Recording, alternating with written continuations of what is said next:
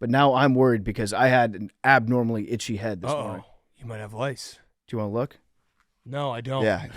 Look, All right, look. go. You look. No, you look. No, you look. You look. I said you look You- So first. you need It's like a your magnifying content. glass? I said it's. Let's figure it out. All right, fine. I swear to God, my head was super itchy this morning. I'm not joking. All right, Big Cat's looking through. On today's Pardon My Take, we have our good friend, the OG Randy Moss, talking Kentucky Derby. It's Kentucky Derby weekend. We love having Randy Moss on. We're going to give you some picks. He's going to talk about the race on Saturday, some picks on Friday. We also have our good friend Keith Yandle on to talk some hockey. Great hockey talk with him. We're going to recap the playoff games tonight. The Sixers are gone. The Celtics are advancing. We also did a Fyre Fest where it was one of our dumbest brainstorms ever, and I very much enjoyed it. But we are brought to you by our friends at DraftKings. It's Kentucky Derby time. Are you ready for the greatest 2 minutes in sports? Saddle up with DK Horse, an official DraftKings affiliate. I loaded up my account this weekend. I'm ready to go. Fire away. I'll be tweeting out some of my picks. Right now, new customers who downloaded the DK Horse app can get a 100% deposit bonus up to $250. Just deposit $25 or more and complete the playthrough requirement. Wager on your favorite horses, then watch the races at Churchill Downs live right in the app. DraftKings has you covered with a one-stop shop for all things horse racing. Download DK Horse now to join the Run for the Roses action. New customers can get a 100% deposit bonus up to $250 when they opt in with code TAKE, only on the DK Horse app. Go download it right now. You can bet it. The horses on Saturday. Listen to Randy Moss. He's going to give you some intel, and you'll have a great weekend. I like his picks in the Oaks, too. Yeah, so Friday, as you're listening to this, there are races today, great races today.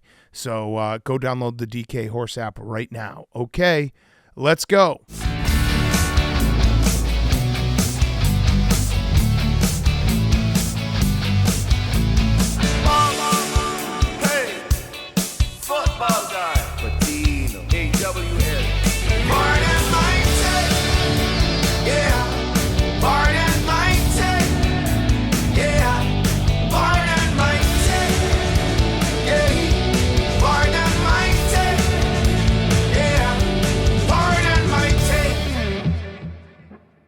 Welcome to Pardon My Take, presented by DraftKings. Download DK Horse now to join the Run for the Roses action. New customers get a 100% deposit bonus up to $250 when they opt in with code TAKE, only on the DK Horse app. Today is Friday, May 3rd, and the Philadelphia 76ers are dead. Sadly. Okay. The closest 6-game series in the history of the sport. The Knicks ended up winning the series by 1 point. It was an awesome series. Yeah. It was a great series. It came down to the last seconds of the last, game 6. Obviously, we were robbed of a game 7. I wanted a game 7 so bad. I wanted a game 7 so bad. I know we're not supposed to look ahead in the playoffs. I wanted a game 7. I wanted the Sixers truly to win the series. I wanted them to advance. I wanted Celtics Sixers at some point down the line, looking ahead, and I feel like we were robbed of that. But credit to the Knicks. The Knicks, they went the Knicks, and they're a very good team, well coached, fun to watch. They're just dogs. They just dominate the offensive glass. They are a mirror image of their coach. Jalen Brunson had a tough first couple games. He then finished the last 4 games of this series, 39 points, 47 points, 40 points, 41 points. Yeah, crazy. Controlled the whole game. Controlled it all. Also, I noticed I think Tibbs might be going bald. Have you noticed that? You just noticed that? Tom Thibodeau. I think he's going. He's been going bald for a while. It's probably reached the time. Like I didn't notice it until just now because he's always had a little bit of hair on there. He's got the like couple strands that are swooped over to give you the illusion of hair. No, yeah, I know. I've noticed it for 7 years. Yeah. But it's time, Tom. Yeah. Doc Rivers also. Doc Rivers bald? Well, he's got the line, and then there's just nothing on top. Yeah. So it's almost like when they basically when Manifest Destiny, we started making states out west. And like, all right, we're just gonna make this one a rectangle. Yeah. He's Utah. Utah. He's Utah's state Wyoming. border. Yeah. Yeah. No, but Tom is probably the GOAT of it's time to come home. Yeah, but it's also never. But he's not going to do it. Yeah, because that's what he doesn't care. He cares about basketball. Yeah, that's it. If he's getting a haircut, that's less time that he's grinding film. Yes. I did see one Knicks fan that was really impressed. This was, I think, maybe over the weekend. Tom Thibodeau was pumping gas at a gas station. Somebody took a picture of him. They're like, oh, my God, Tom Thibodeau, gritty guy, even pumps his own gas. That's wild. Yeah, that man pumps his own gas. That's nuts. It's crazy. That must be a New Jersey Knicks fan. I guess so. Yeah, they don't pump their own gas. But, yeah, it was a great series. I wish we would have had another game. I liked the back and forth between New York and Philly too. I like the fact that New York is all in. It's good. It's a good sports town where they have a good team that's cooking. Oh yeah. So I'm excited for the city of New York. I feel bad for the city of Philadelphia. However, happy Tobias Harris is no longer your problem day, Max. Yeah. Max, also, you said at the end of the game, this one feels different. I agree with you, but I didn't hear your reasoning. So unload on us. Well, first of all, this is the first offseason where we have cap space and we have some room to make a difference in our lineups. LeBron James. Maybe LeBron James, maybe and Paul Bronny George. To Villanova. Which I don't necessarily like. Obviously, it would be nice to get Paul George or LeBron James, and even if we don't, like, just using that Tobias money to go get guys like Dante, like the role players that the Knicks had who are really good, that go and get guys like that who can surround and beat and hit shots, which, to be fair, tonight, all the role players were fantastic. So I can't even really complain about that, except for Tobias Harris. Yes. 0 points. Last game was a Sixer. And the Knicks role players were not good. Yeah. They had 5 points off the bench. That's like true. their starters did everything. So tonight. like that was something that like going into this year, going into the night, that was like the silver lining, like in the back of your head. And it also feels different.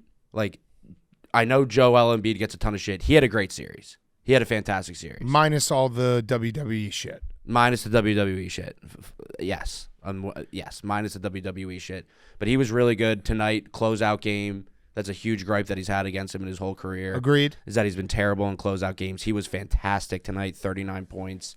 Absolute dog. Third quarter, like, really kept us in it when Maxey couldn't really do anything. The end of the game, Maxey was the one that hit the big and one to tie it up. And we just made plays in this series that were very different than past Sixers losses. A lot of other times it was like we choked. We choked the Celtics series. We choked the Hawks series. And you go into the offseason and be like, what are we going to do? What are we going to do?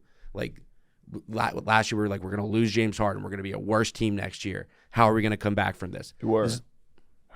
Damn, he was on a really good path there. Sorry. And it was like a rational, reasoned Max that we were getting. Sorry. And you know what? And you might have I just don't think that we triggered were. it. I don't think that we were worse this year. Personal growth for Max, because in that moment, Max wanted to jump through the glass and strangle Hank with his own microphone cord. Yeah. Max took a deep breath, composed himself. I think he's on the right track. Hank, please don't do that again. I apologize. Sorry, Max.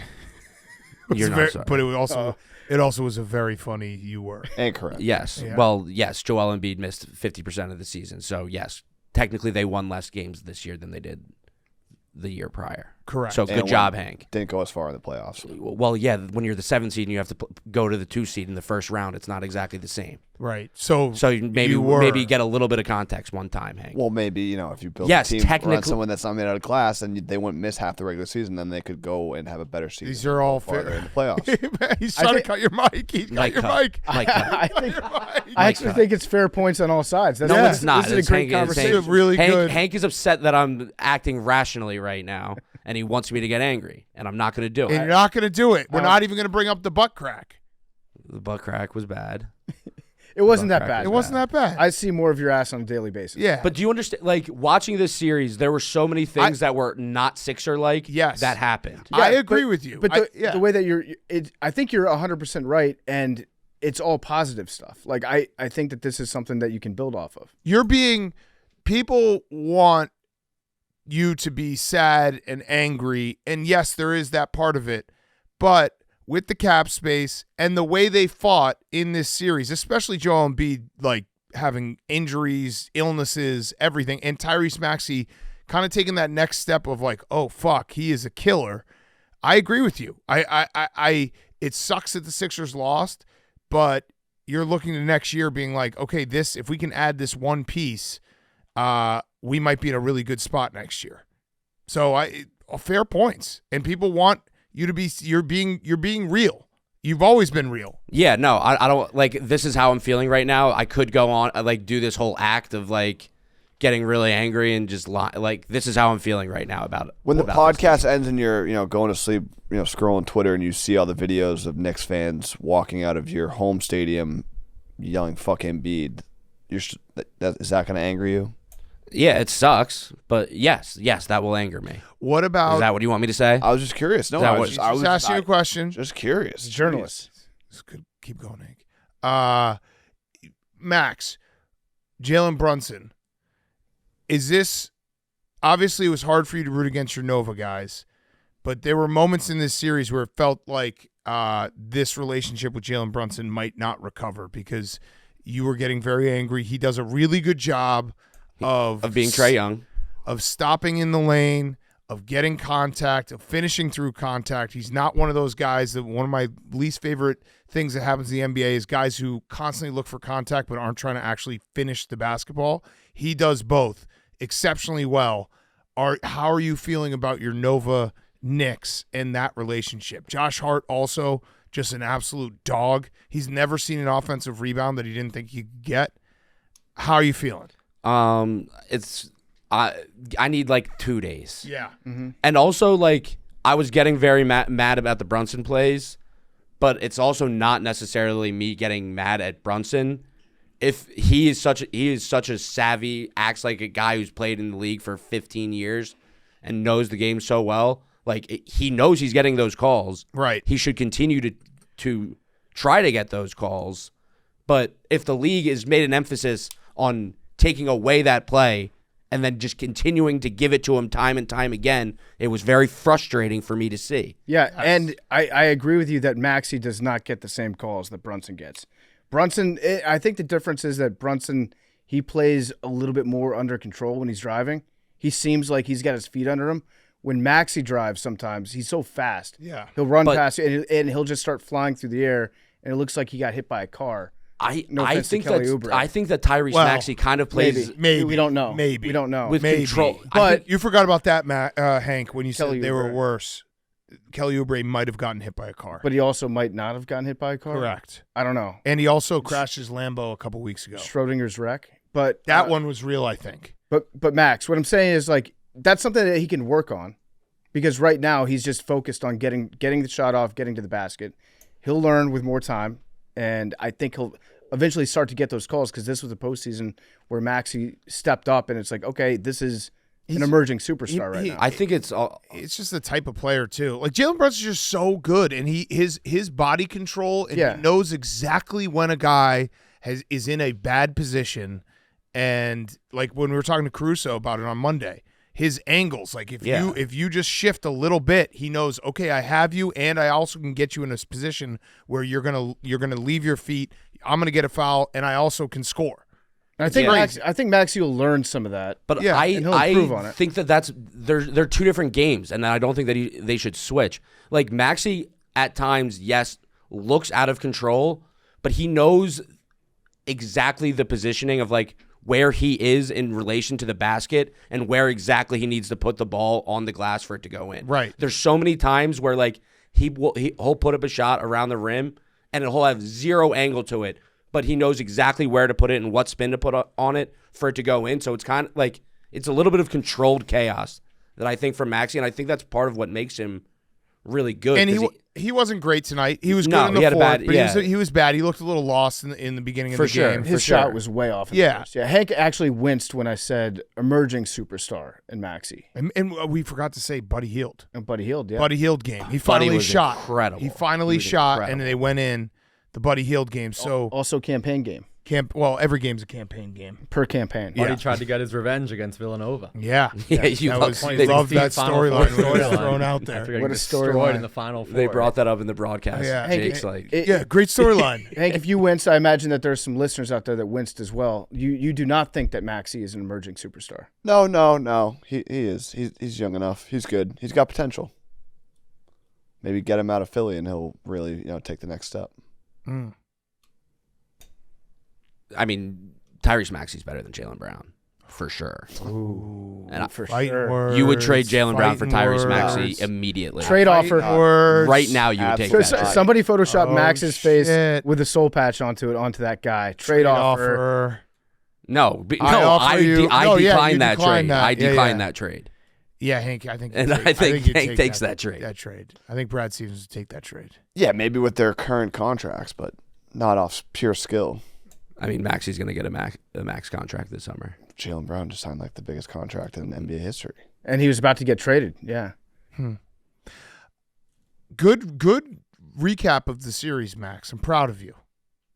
Yeah, that's just genuinely how I'm feeling right now. Yeah. I'm sure some Sixers fans will be, "Oh, fake fan, why aren't you crying?" Like, this is just how I'm feeling right now. It feels different. And it also feels like the right team won this series. I know that you might disagree, but we had the Game 2 fiasco. We also had Game 5, which was crazy, and it feels like it all kind of evened out.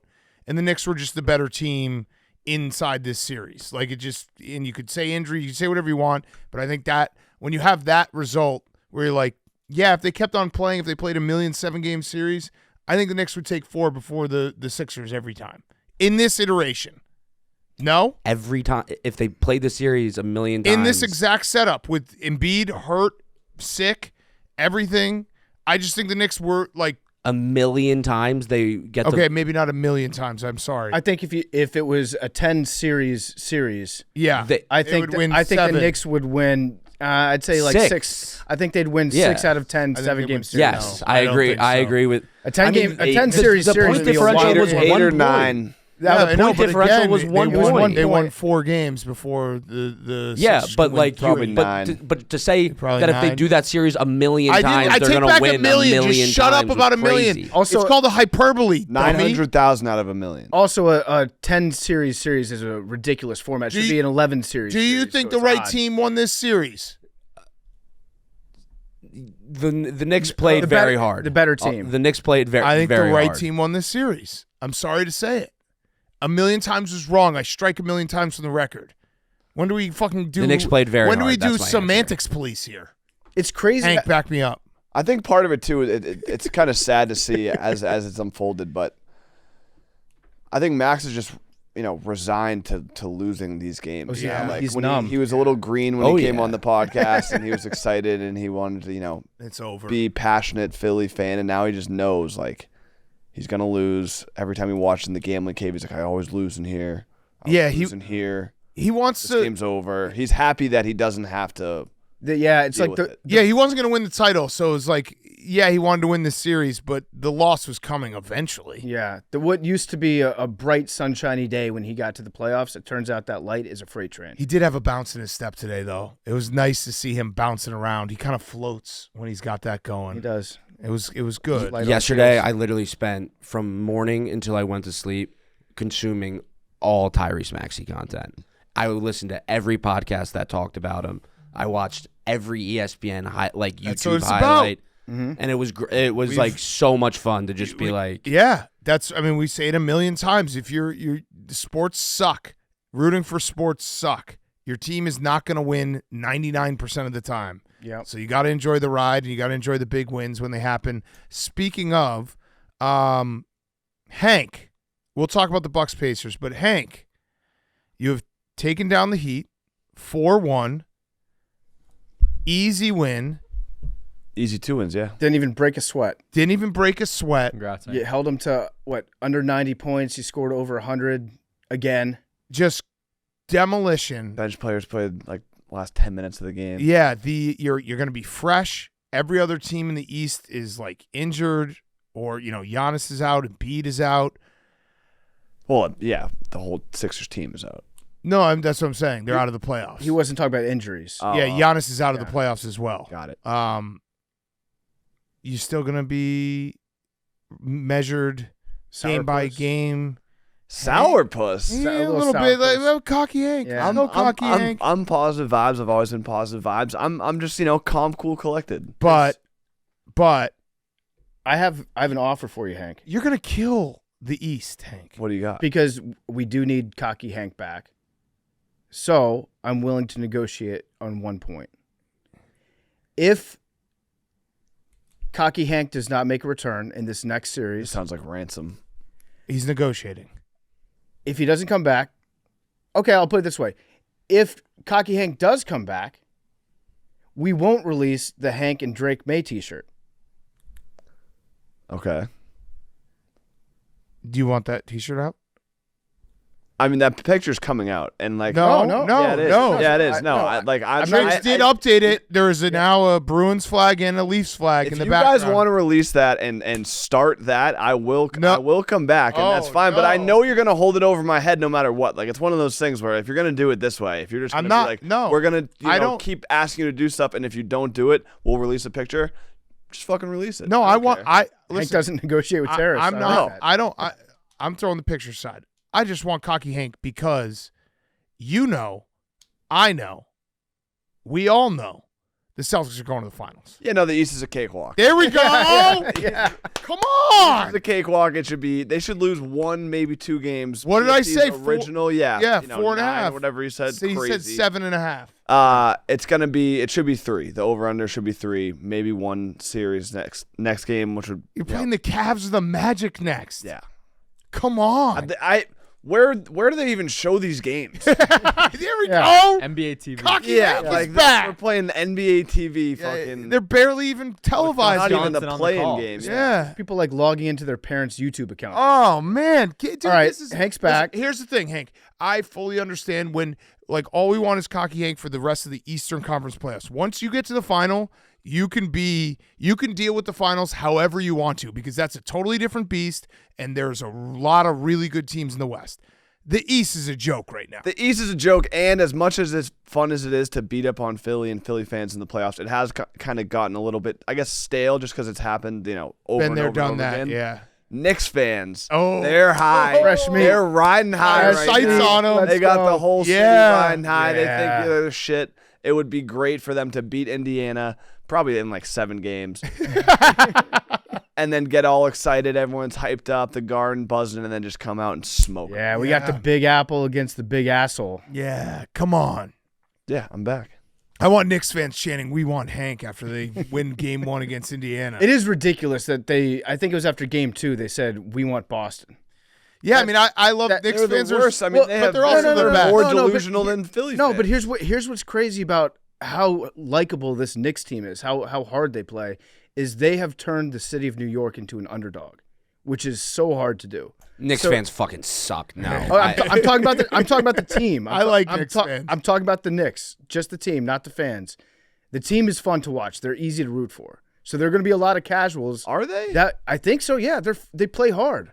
I don't think New York's easy to root for in any sport. I think the No, I Knicks guess are. if they're playing the Celtics, like people are rooting for the Knicks, and that's Yeah, Yeah, that's I what I'm just saying. like. I mean, listen, when the Knicks are good, like New York is a basketball town first, and it's like they're never good. right, Yeah. but they're good now, and not good. yeah, Cocky Hank, he just fucking. It must feel so good for Hank, like you're letting it all. Yeah, out. you're back. Like I see it on your face. You're back. Well, I just had You are PTSD who with you the are. Heat. The Heat. The Heat you got know, you have scared. had our That's- number. yeah. That Game 2 game when it's like, no, like this can't be happening. Yeah. I got rattled, and then the last 2 games back made to it a lot status easier quo. than Game 4. Yeah. That's why I said it had to be 3 blowouts. Just get through the series. Yeah. We did. Our guy And then- Derek White has been insane. Everything just opens up. Yeah, the whole team's played well, and Porzingis, don't even play him against whatever the Cavricks. Just let him rest, fully healthy for Knicks or Indiana.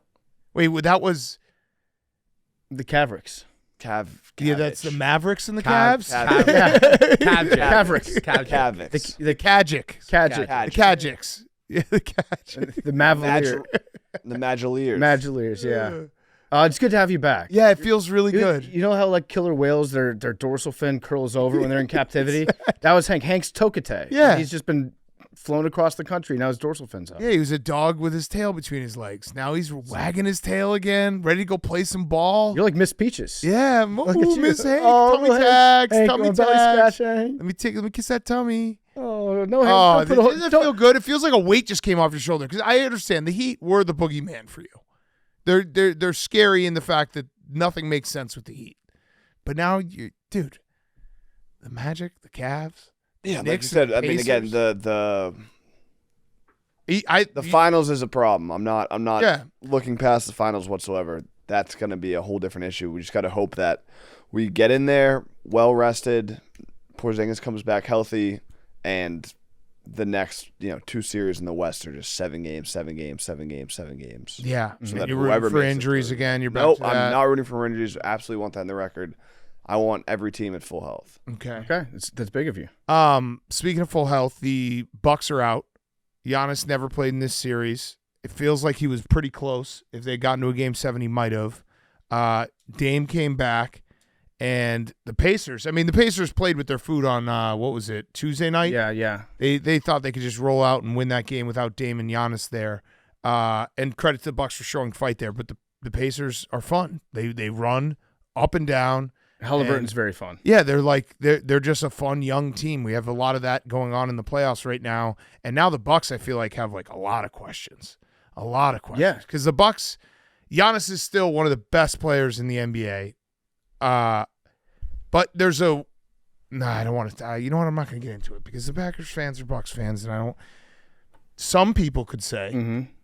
Wait, why don't you text it to me and then I'll say it. Okay, all right. Okay. Yeah. In the meantime, Yeah. I'll just say that they do have a lot of weird decisions they have to make because they don't know what they're going to do with this new iteration of the Bucks team where they got Dame, they sacrificed defense, but then Dame gets injured, Giannis gets injured, so you don't really know what you have. You don't know what pieces you truly need next year because there wasn't a big enough sample of work against the best teams to say where your team's really deficient. So who knows what they're going to do? They're going to throw a dart at the wall and figure out whether they want to run it back, whether they want to make a big change. I don't know. I don't know what the Bucks are going to do. But credit to the Pacers. Very fun team to watch. But Hank's not worried. Pat Bev, Belt to ass. ball to face, emotional. Pat Bev's an emotional Well, no, he's just guy. having a catch. I thought that was just like a cool moment that even after they lost, he was like, sharing a catch with one of the fans. With one of the fans. That's a fan for life now. Yeah. They're like, Pat Bev Just giving him a souvenir. threw me a chest pass. Yeah. I did. Halliburton said, the reporter asked, like, hey, I saw you and Pat Bev exchange words at the end, like anything you want to share. And Halliburton just came up to me and said, good series. Some people Belt to could. ass. So PFT has something he wants to say. The other thing I wanted to say earlier about the Bucks is that some people could argue that the Bucks championship was a fluke because it was off the bubble and all the teams that had to play a long season deep into the next year got bounced and the Nets got injured and beating Chris Paul isn't that impressive. Some people would say. I disagree. With those people? Yeah, I disagree. You disagree with That was a real championship. But they're now the Bucks do have some questions because Yeah. it felt like after they won their first title, it was like, oh, this is going to be the Bucks on top of the East for a while now, and they've had. Again, injuries this year were very, very important because anytime you lose Giannis, and it was last year too because Giannis got hurt in that, but 2 back-to-back first-round exits for this Bucks team has a lot of people being like, well, what's going on here? Is Doc the answer? I don't know. See, that's another thing we don't know. Probably not. I'm going to say probably he's not the answer. With Giannis, you always are going to be contending. Yeah. But you went all in with this Dame Lillard thing.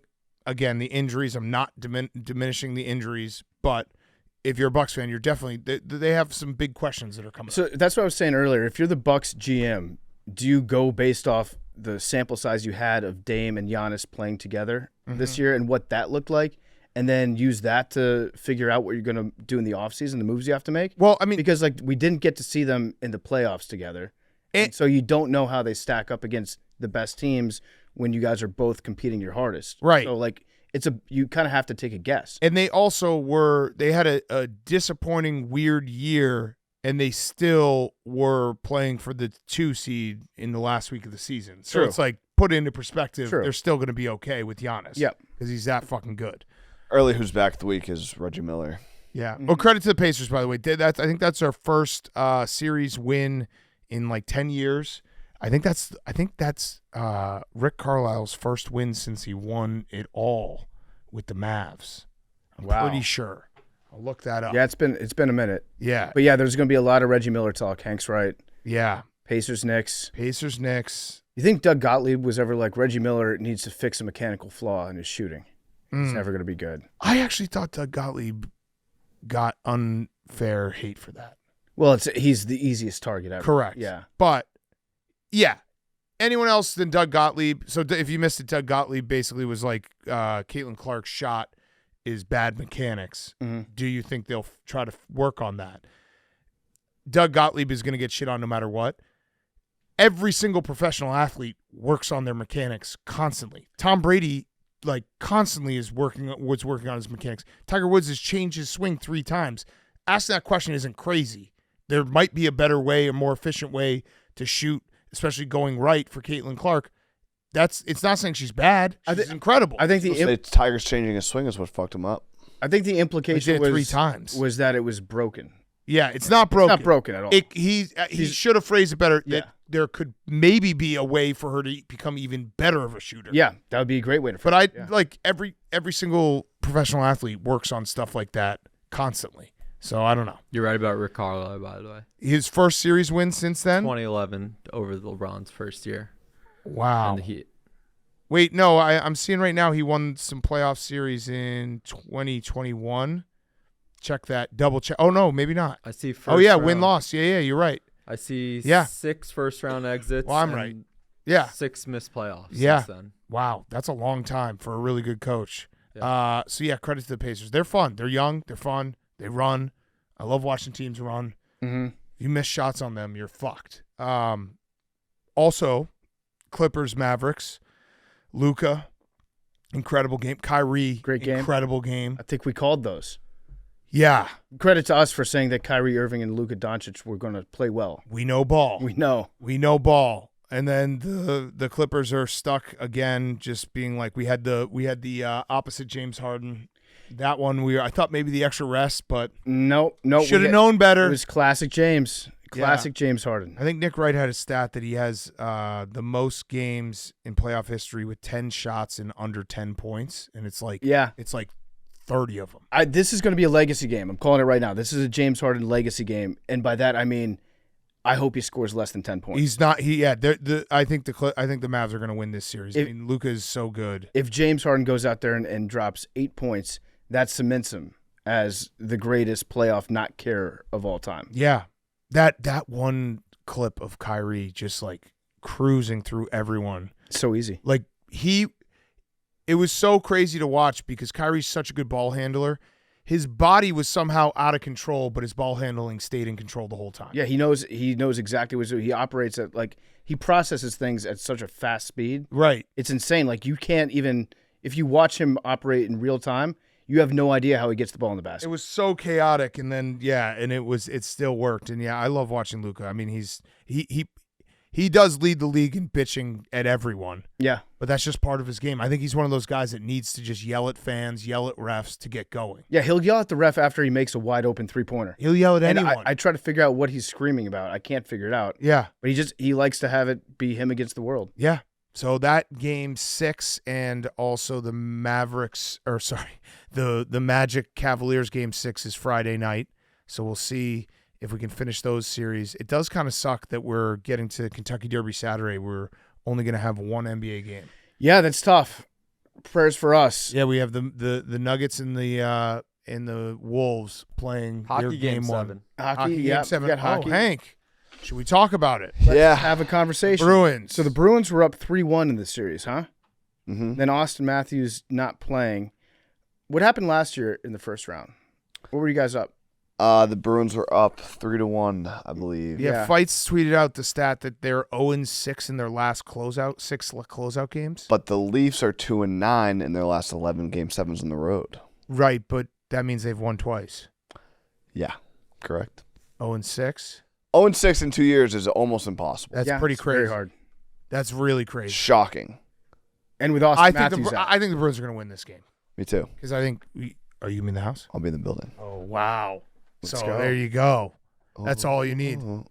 Hank, did you want the Bruins to win this game? Good question. Good question, Max. Yes, I wanted the Bruins. Because I heard a rumor. I heard a rumor that before the game started, Hank said, No, Wait, no. Hank. No, Hank. I'm being a journalist. You have Ain't to no answer fun the when the question. rabbit got the gun, buddy. Oh shit! Buckcrap Max is up your ass. You got buddied, pal. He's got time. All his teams are eliminated. Phillies are best team in that major leagues right now. So Is that a fact? They're the rumor. 21-11. Hold on, PFT. Okay. I just want to.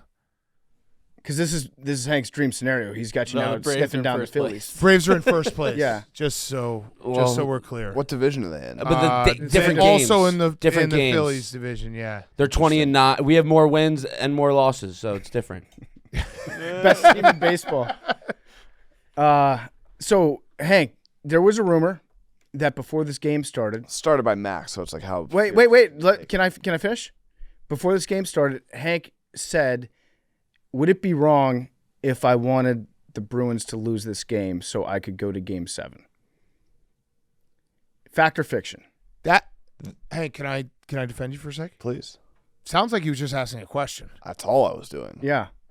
and he didn't say he was rooting. He said, "Would it be wrong?" We were I think talking everyone to said a yes. group of fans, and there was I think an intern. I forget who was around, and I was trying to test like what his sports fandom was like. Right. So it was kind of like That was a good test. quiz, like pop quiz. There was an intern around. So could you answer that question? Of course, it's bad. Yeah. It's horrible. You would wrong. never do So that. right now you're upset that you're going to go to Game 7 on Saturday. Yeah, I was rooting for the Bruins to win that game. I was upset when they lost. I was upset when the Leafs scored. I wish we were live for when the Leafs scored smiled. that second goal. He was smiled. like, "I know." No, because Max was putting words in my mouth. It was like, No, Hank, no, Hank, no, Hank, no, in your heart no. of hearts, your initial reaction was like, yes. No. What would you say? Oh no. No. I was the only one watching the game. Shut up, Max. You're watching. Like everyone else is focused on the Knicks Sixers. I was actually watching the Bruins, locked in. Yeah, you were locked in to see if you could go to Game 7. That has nothing to do with it. That's just a coincidence. It's a coincidence, Max. Like I will be in Boston. It is a Saturday night. We do have a great partner, Game Time, that will be helping me get in the game. I'm going to promote the company. Hank, You're a company man. Bruins I've Bruins. This is a seen work this trip. many This is a times. work trip. Hank always does the company first. when did you first inquire about getting tickets to games? After the game. Really? Confirmed. I'll show you the text. After the 0.1 second that was put back on the clock. Well after. Okay. Interesting. Okay, I had one other thing. Go look up your text. 9:44 p.m. Okay. The game ended at 9:47 p.m. No, I didn't. That just made that up. I'm looking at it right now. Where? Let me see the Oh, my computer. computer froze. Hold on, I can find it. Okay. Max, can you look it up? Yeah, let me pull this up real quick. Okay. Not 9:47 p.m. Yeah. 9:47. So you might have inquired a little early there. Nope. Joseph Wool was awesome. Their goalie was so good. Yeah, I mean, it took him like a period to even get a shot on goal, but he played well. Let's see, Hank. Game 7. Final. The Leafs posted a final at 9:45, so he might be right. Of course, I'm right. Wow, Hank. I think he's not guilty. Thank you. Yeah. So that was the first thing on his mind. Yes, that's true. Good Okay. point. Good point. He couldn't have done it faster. But wait, Hank, what time did you say, Hank? You're absolutely right, Max. You couldn't have done it faster. I think Hank said 9:44. He said 9. Oh, I thought you said 9:47. What time did you I say said that? 9:47. Hank said Oh. 9:44. What time did you send the text? 9:44. And that Oh, so no, you're wrong. Yeah, You're yeah, guilty. yeah, guilty. guilty, yeah. Guilty. The game was over. They had to Guilty. make a fucking whole ass graphic and no, tweet it. you scored a goal. That's when the Bruins scored a goal. 9:45 No, they scored. Yeah, they scored a goal. at 9:45. You gonna make me do more work? No, Jesus I'm on it right now. Christ. Boston Bruins 9:44. No, that's your PFT's line. I swear to God, look at Big Well, Cat. there was 0.1 seconds left in the game. They the were game down a wasn't over. fucking goal. The game wasn't over. Okay, Big all Cat right there. All right. Yep, 9:44. 9:44. Bruins tweeted out. Hank, Yeah, now that was liar. after that. No, it was after Liar. that. I asked you specifically about the 0.1 second, and you lied. I waited till whatever. Okay, so Hank's very excited that the Bruins are going to Game 7. I'm just Hank's excited very excited to have he's a going chance. to Game 7. I'm excited to have a Yeah. chance to advance. Bruins got to play well. Reverse the curse. Oh, Max, I had one last thing. Do you have anything to say to Jerry O'Connell? He was all up your ass. Yeah, no, it was a master class that he put on me tonight, and I didn't really know how to respond to it. I didn't know he was a Knicks fan, number one, but he's been on my ass, and yeah. congrats to him. Here's what he Congrats Here- to I Jerry. was going to say, It's just me and you, Friction Boy. Just me and you. Friction Boy. It's a funny nickname. Let's go Knicks. Friction boy. Friction boy. Wait, we got this one. Was my favorite. Fuck your life, Maxie! He also Jerry is so committed to this show. He even used Max's Little League pronunciation of his name in this one. Maxi Valenti, little you smart. Little you small. Using it as one word is also just taking the game There's- to a new level. People are also tweeting Little at you me small. that on his talk show today that he was talking shit on me. Good. That's Which awesome. I never because saw the clip of it. I'm but there imagining was- his fans that go to see Jerry O'Connell's talk show, and he's taking like 30 seconds to just rub one in Max Delente's face, and they're just so confused. But Jerry's loving every second Yeah, of it. if someone could find that clip, Little send you it. small. Let's just give. Hank, that's what you have to look forward to. You versus Jerry. Oh my God! Yeah. Jerry That- be all up your ass. Well, they got to get past the Pacers. We might have to get him out here. Yeah. to You got to get stream past whoever you're playing. the Kajic. I think if you combine the teams, you probably win. Yeah. This cocky Anko just building them up. All right, he's not picking up. He's probably running around the streets. All right, we'll have him on though if you play if the Celtics play the Knicks. Last thing I had, Deion Sanders should probably stay off Twitter. Yeah. The thing about Deion is when Colorado's winning and everything's working, he's super entertaining. He gets people talking about college football, Yeah. which is good. Yeah. New rivalries forming, that's good. He also has been going after former players on Twitter, Not great. which is not a good look for a coach. And then what I didn't like is he's now like he'll backtrack his way into like using a quote from the Bible Yeah. that then also justifies why he's hating on this like 19-year-old kid. Right, and Deion wants to be treated like a player sometimes, right, Like the he's man. got the player mentality. Yeah, He's got the player mentality, but you also have to be a good person to the players that you come across that you might not even like. He inherited that guy as one Yeah. of the guys that's on the team, and then to be like cyberbullying him over his stats and stuff like that. yeah. Deion should probably stop doing that. I mean, we are Deion fans. People know that we're biased in that respect. So when we say that he's going too far and should stay off Twitter, you know that he's gone probably well too far. Way and too should far. Stay off Twitter. Way too far. Just one of those things. Like what are you winning right here, Deion? You're not. There's nothing to gain from doing that. I understand defending your son, Yeah. but other than that, let your sons do it. Like I think Shedeur Sanders, actually, no, that was a little weird too. Because Because he was talking, because he's the coach's son, and he's talking shit to a former player. Yeah. Being like, you must have been mid because I don't even remember you. And like That seems like it's stupid too. making it clear that the two of them had talked about this guy. Right. Yeah. Yeah. So yeah. And that kid was one of the guys that tried to stick around, Yeah. And try he to was- like adapt to Deion's system, the new regime, and he tried to make it work, and apparently Deion just wouldn't give him the time of day, which that's also reality in college football. Correct. If the coach doesn't think that you're good enough to play, you're going to be treated like less than nothing. I, You might as well be invisible. But then to have that same coach dunk on you online later, that seems like it should be beneath any college coach. Yeah. He should stay off Twitter and maybe learn the lesson that it's nothing. You don't win on this. You lose. He lost. He lost in that exchange. All right. Anything else? Oh, Justin Fields might return kicks. Yeah. Bill Polian somewhere is just smiling. He's like, told you. I hope he Maybe doesn't. Lamar? He would be electric, but I hope he doesn't, because why would he ever do that? I think, I don't know. Maybe He's not. just get the ball in his hands. There's just. I like watching him run. He's not. I still think he's going to play at some point this season for the Steelers, but even if he doesn't play, being a backup and being like, I'm not returning kicks, because what will happen is Justin Fields will return a touchdown and then he will be boxed into returning kicks. See, Cordarrelle Patterson. Yeah. So the one thing I'm looking forward to a lot about this, actually, there's a lot of things I'm looking forward to about this NFL season. I wish it started tomorrow. I agree. I can't. I'm starting to get the itch. I can't wait for it. I haven't Me been too. this excited Yeah. in years for That's- the NFL season. I'm starting to get really close to sending out my first I can't wait for college football tweet. Yeah. It has to come organic. It has to be when I'm just daydreaming and just thinking like, damn, I can't wait for this. So one thing I'm really excited about, though, is with the new kickoff rules, watching teams absolutely screw it up. Oh, yeah. And like everyone's going to think that they've got a new system, a new way that they can take advantage of the new kickoff, and half of them are going to fail hilariously. Yes. And that's what I'm looking forward to watching. Yes. It's going to be great. Some coach thinking that it's cooking. It's going to be great. Yeah. Okay. Happy we got Cocky Hank back. Happy Max is dealing with this somewhat well. I'm happy Max isn't sad.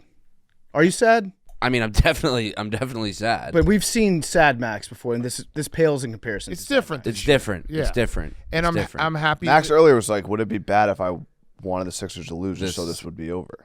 This you say- is that true? incorrect. That is not true.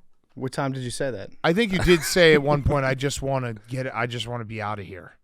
But I that don't- was I talking didn't- about your the physical space you Oh. were occupying. Yeah, he was like, Probably. I hate that I think you gambling should game. leave. I will never have a win in that I don't place. even want to be here anymore. You I have will- had wins there. Name one. Oh, that's a good question. I- Oh, can think Villanova of over one. DePaul. That was the worst. That was the Was worst that win. not a win? That was 7-point favorite. Was that not a win? that was the worst win in the history of wins. oh, you beat the Cowboys in there when Dak stepped out of bounds. That's the only game. I had one game in my mind. That's the only one. What about Oh. when you guys took a lead in the NLCS? That lost. Yeah, but you had wins Not in that room. to get there. Not in that room. Yeah, actually, that room's been really bad because I was even thinking like the It's series the against, Cowboys game's the only one. The series against the Braves was in Yes. the old office. Yes. Big Dom game.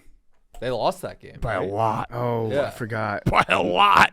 All right, let's not play this. Remember game. that was The Let's not play Niners? this game. Debo would just run. He'd just give Yeah. it to Debo and just Oh, be like, yeah. touchdown. All right, let's not play this game. I thought they won the Big Dom game. Yeah. Really good interviews coming up. Yeah, we have so Randy Moss talking Kentucky Derby, Keith Yandle, one of our also good friends, talking some puck, and then we have a weird brainstorming session for Fyre Fest that I thought was very Yeah, good. it takes a lot of twists and turns. We need some help.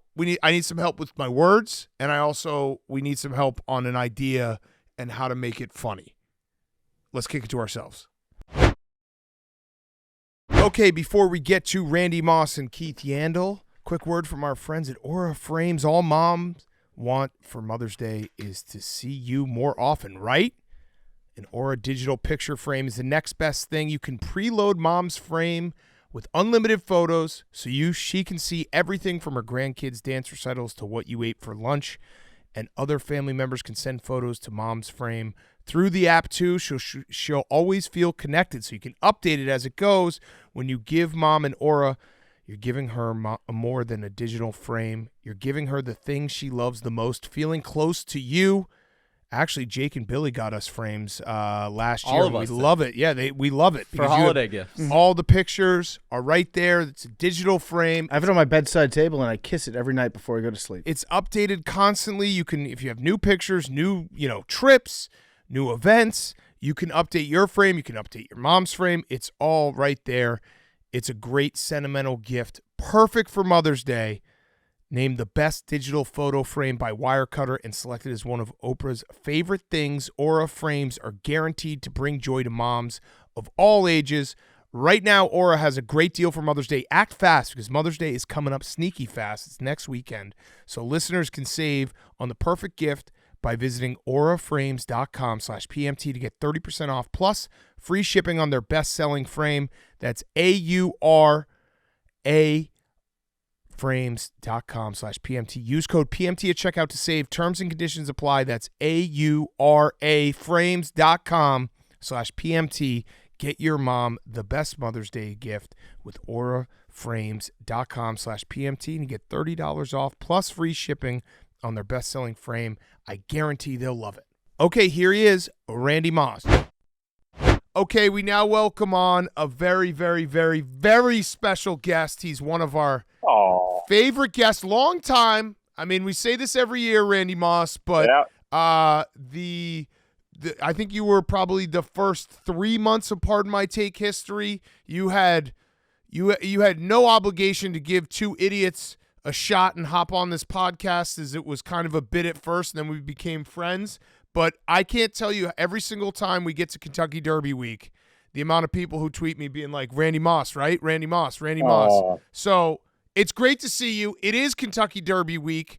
I have a question that's not horse related first. Super Bowl week. Did Boomer and Gio try to steal our bit? Did they steal our bit? Boomer and Gio had no damn idea who they were getting, right? I was there to help, promote horse racing. They asked me to come and all that. They thought they were getting Randy Moss, the football player. And who wouldn't want Randy Moss, the football player, on Super Bowl week as opposed to, the OG white bald Randy Moss? Yep. But, it went viral. It went viral that week when they realized at the last minute who they were going to be getting. So it was pretty funny. Yeah. That wasn't a bit then. I wasn't sure. I wasn't sure if they were just going to do because I think the first time we had you on, we might have asked you only like Minnesota Vikings and New England Patriots related questions. But yeah, it's good to have you back on. The very first time I was on, we played racehorse or porn star. Yes. Yeah, you were really good at that game. You were really good at Yeah, that you game. know, you knew your porn stars. Yeah, you're a porn guy. And after that, my wife told me, you will never go on Pardon My Take again. And now she's a big fan. Oh. So you won her over. It's All a right, let's beautiful hear that. story. It's a beautiful story. All right, so it is Kentucky Derby week. Let's start with the guy that looms over everything every single Kentucky Derby week. It is Bob Baffert, who will not be involved.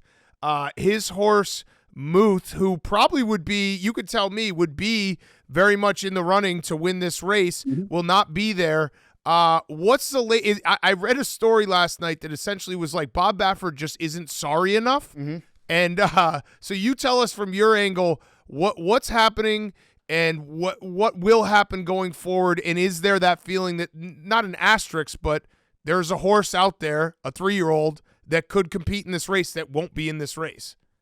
So Bob Baffert had a couple of horses that would have been in this year's Kentucky Derby in a normal year. Muth won the Arkansas Derby. He probably would be the third betting choice, the third favorite if he were here.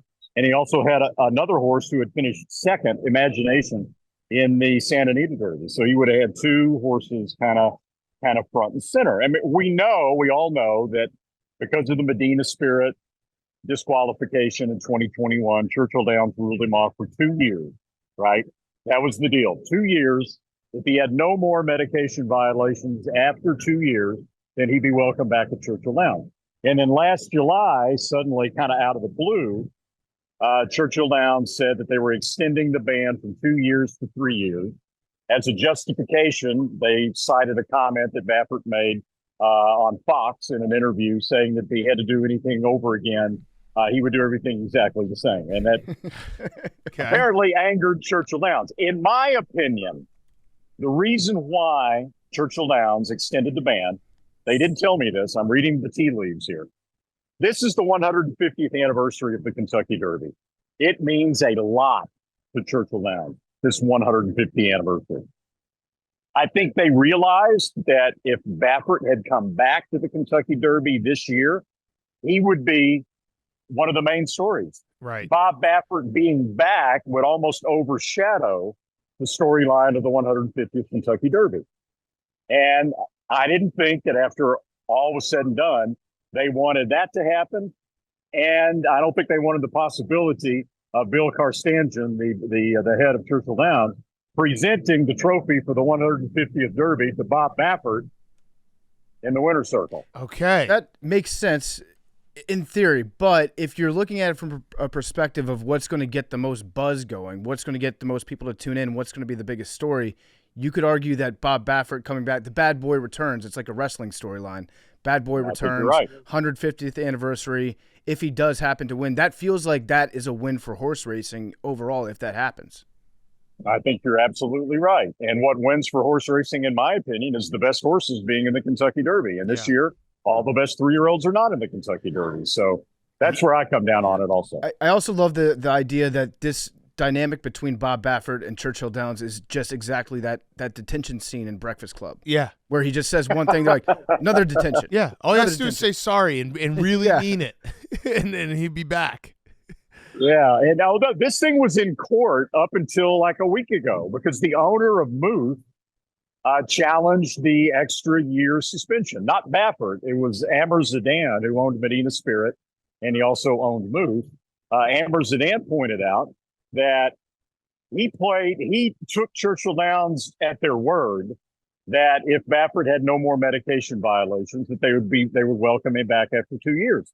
And he said, I went out and bought $10 million worth of horses on the assumption that Baffert would get to train my horses if they made it to the Kentucky Derby. And then I got the rug pulled out from underneath him. Yeah. But he filed that lawsuit very, very late in the game, just 4 weeks before the Derby, right after the horse won the Arkansas Derby. So, yeah, I think the timing is what did him in more than anything. Yeah, so it does lead us to an interesting Kentucky Derby. Like you said, not all the best 3-year-olds are in this race. And I was looking at it last night. Fierceness, who is going to be the favorite on Kentucky. He's a favorite right now. Mike Rapoli, shout out Mike Rapoli, our guy who helped us get Rick Pitino on the podcast. But Fierceness looks like he's a class above everyone else in terms of speed. Like the speed ratings for a lot of these horses are just not what it doesn't look like what a Kentucky Derby should normally look like. Is this a situation where Fierceness, like you have to include them in your bets, and this horse is just better than everyone else? If all the horses run their best races, Fierceness wins the race hands down. Yep. Talent-wise, Fierceness is probably 3 or 4 lengths better than any other horse in the field. But right now, you mentioned that Fierceness is the favorite. I hope this music's not too loud behind me. I'm in the new paddock, by the way. No, you're good. Yeah. It looks good. Right? See? Yeah. Yeah. I always want to give you guys up close and personal. Like, remember when I got under the stall webbing at the Preakness and you got to see Mage? Yes. Yep, that was fantastic. So that's why I'm in the paddock. Anyway, back to Fierceness. The drawback about Fierceness, who is right now an 8-5 favorite, is that he's had a couple of races on his form where he was terrible. The Holy Bull, the race before the Florida Derby, he had a little bit of an excuse, but he still underperformed. And, there's that inconsistency in his form that is making a lot of people look elsewhere, especially at the 8-5 price. And he's running 17th in the 17th position, right? Yeah, but that's good. Okay. He's a speed horse, and he doesn't want to be down inside where his hand is forced. So if they could have picked their post position, they would have picked, 16, 17, 18, somewhere out there. So that worked perfectly for them. He's had a scratch. He was 17. Now he's 16. There may even be another scratch or two. Who knows? But they wanted to be outside, so that's a good thing. Okay. But on paper, and I know, the Kentucky Derby, you don't often get to say this. On paper, it looks essentially like a 2-horse race between Fierceness and a horse called Sierra Leone. Mm-hmm. And right now, Sierra Leone is 6-1. Right. So I think Fierceness is the most likely winner, but the discrepancy of 8-5 and 6-1 is very, very tempting given Fierceness's inconsistencies in the past. All right, so you mentioned so he's going to be running out of 16, but he will be wearing the 17 silks, right? Correct. 17 Saddletown number. Well, whoa, wait. Yes, 17 Saddletown number. Correct. Okay, so we are superstitious guys, and you probably know this as well. 17, the number 17 has never won the Kentucky Derby. 44 years, never won the Kentucky Derby. How does that not play into this, Randy? It has nothing whatsoever to do with it. Come on, it has to be something. It has to be something.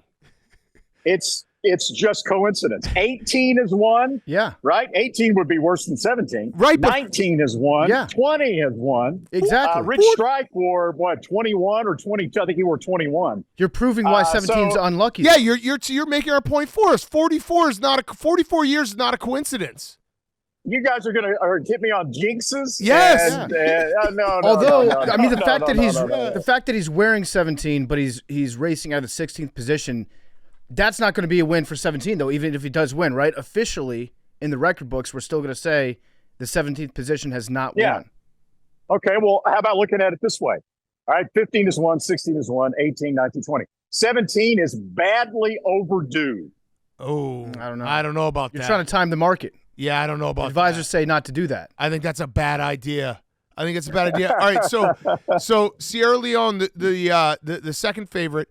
Talk to me about this horse, because this horse, I watched a couple races that this horse has run, and the MO for this horse is going to slow start, finish strong, which isn't always easy when it comes to Kentucky Derby with the amount of horses in the field and the traffic that could be there. So are you concerned at all about the fact that traffic is going to be a problem? I think it might be a little muddy. You never want the mud in your eyes.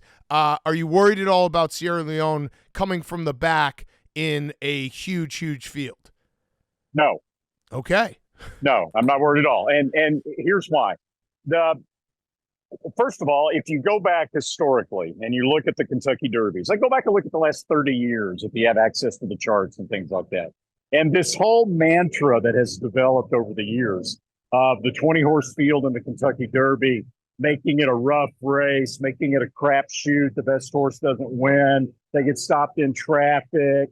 It's all BS. Probably 70 to 80% of the horses that win the Kentucky Derby, if you go back and look at the charts, and you ask yourself in hindsight, was this horse the best horse in the race, right? Looking back in hindsight, it's usually yes. Despite the traffic, despite the running style. Part two to that, there should be a fairly contentious early pace. It almost always is in the Kentucky Derby. And when that happens, it spreads out the horses, right? They're going kind of fast early, so it creates more gaps all the way back to the last place horse. There's more of a gap between first and last when the pace is kind of fast. And that means a little less traffic for the come from behinders back there to have to navigate through to get to the front. And you've also got, 20 of the best jockeys in the United States and some of the best jockeys in the world. So typically they can find a way to do it. The cream usually rises to the top. So in terms of the jockeys, what's one jockey that you're looking at this week that will get the most out of their horse and provide good value maybe on whatever the betting line closes at? There might be a long shot, but they've got a great jockey that might work their way into the top three. Never, ever, ever handicap the jockeys in the Kentucky Derby because they're all good. Mm-hmm. They're all good. The difference between Joel Rosario and Irad Ortiz and Tyler Gaffleone and Jose Ortiz and Flavian Pratt is so minute, right? There may be a very slight difference between one and the other if they get into a particular situation in the race. But you never can predict if that situation is going to transpire or not. Yeah. They're so evenly matched that you just have to go into it with the assumption that you're going to get a good ride. The horse is going to run up to its potential. And just focus on the horse and not the rider. Okay. Now, I think we do this every single year, Randy. We try to talk ourselves into a Japanese horse who won in the UAE or the Saudi Arabia Derby. Like we do this every single year. So this year, Forever Young. What are we telling ourselves? I'm sick of basically being sold on these Japanese horses flying all the way around the world and then coming here and everybody like, watch out for them. It never works out. But tell me how this is going to be different this year. Well, there's really only been one of them that had a legitimate chance, and that was last year, Derma Sotogake. And, he ran sixth. He ran okay. He put himself in good position at the top of the stretch. I thought he was going to be good enough to win, and he wasn't. So, the sample size is not all that big. This year, Forever Young is the most accomplished of any Japanese horse that's ever come over here. He's a perfect 5 for 5 lifetime. But I've got two concerns about Forever Young that would keep me from being super confident in, right? Talent-wise, he's as good as any of them except Pierceman. But he traveled 5,000 miles to get from Japan to Saudi Arabia. He won the Saudi Derby. Then he hopped over to Dubai, not very far. He won the UAE Derby. Then he travels 7,000 miles to get here. After he won the UAE Derby, his Japanese trainer, through a translator, was quoted as saying that when he made the trip from Tokyo to Saudi Arabia, he did not travel well. Ooh. The travel bothered him. And it took him a while to get back into his rhythm. With this horse, the travel over was delayed by a week because of logistical problems from Dubai to the United States, right? He had to fly from Dubai to Frankfurt, from Frankfurt to Chicago, a 42-hour quarantine, into a van, 6 hours to Churchill Lounge. If he didn't travel well from Japan to Saudi, it concerns me that, he's going to be a little bit less than 100% because of the travel all the way into here. The other thing, the trainer seems to be borderline obsessive about keeping this horse out of this kickback spray in his face. And if he tries to do that in the Kentucky Derby with 20 horses, the only way to do it would be to take him to the far outside. And in that case, he would have an impossibly wide trip and he'd be completely screwed. Mm-hmm. So because of those two factors, I'm not as confident about Forever Young running well as I was last year with Dermot Sotogake. But he is a very, very talented, very, very determined and accomplished racer. Another crazy story is that Jason Worth actually owns one of these racehorses, or he owns at least like 10% of one of the horses, right? Is it Dornoch or Dornack? Yeah, Dornoch. Dornoch breaks from post position number 1. He'll probably set the early pace. Jason is just now sort of getting started in the horse business, just dabbling in it. And, it's such a long shot for someone to just buy a few horses and not spend an astronomical amount of money and yet have a horse in the Kentucky Derby. Yeah. And I talked to him yesterday back there in the barn area. He's over the moon about it. Really good guy. And he realizes how lucky he's gotten right off the bat. Yeah, that's crazy to just get started. I think he's been doing this for like 3 years, and he has a horse in the Derby in the 3rd year. It's insane. Yeah. Now, is the horse, is it a filly? No, it's a horse who actually happens to be a full brother, meaning the same sire and the same dam as Mage, last year's Kentucky Derby winner. It's never happened that 2 horses out of the same sire and mare both won the Kentucky Derby. So this would make history if Dornick could manage to go wire to wire from the inside post. The odds are the Manning instant. brothers. Yeah, is there any Yeah. nepotism concerns? Like, do you think that Mage maybe told him like, hey, this is how you want to run the race? Are we worried about I mean, that? the nepotism with Seattle Slew throughout the years has been ridiculous. Yeah. Maybe they hooked up a little FaceTime with Mage and Dornick here in the week before the Kentucky Derby, right? All right, dumb question. Do they know they're brothers? No. Like, if they see each other, are they like, yo, you look like me? Well, who knows, right? No one has any idea if horses would actually recognize that. There are some people who believe, and I can't argue with them necessarily. I mean, you can't factor this into your hand at that. But there's some people who believe that horses can be in the paddock, right? You can, before they even get to the racetrack, and you can have 8 or 10 horses together in the paddock, and they're getting ready to, which is where I am, obviously, right here, by the way, and they're getting ready to go out and run in a race. And some people believe that one horse can look at another horse and say, oh, shit, I can't beat that horse. Mentally weak. I love Yeah. it. I know. Well, what about Who knows? I believe that now. I absolutely believe that. Can horses can have friends? I know that. Can they have enemies, like rivals? Are there horses that look at another specific horse and be like, I fucking hate that horse. I'm going to run faster. It's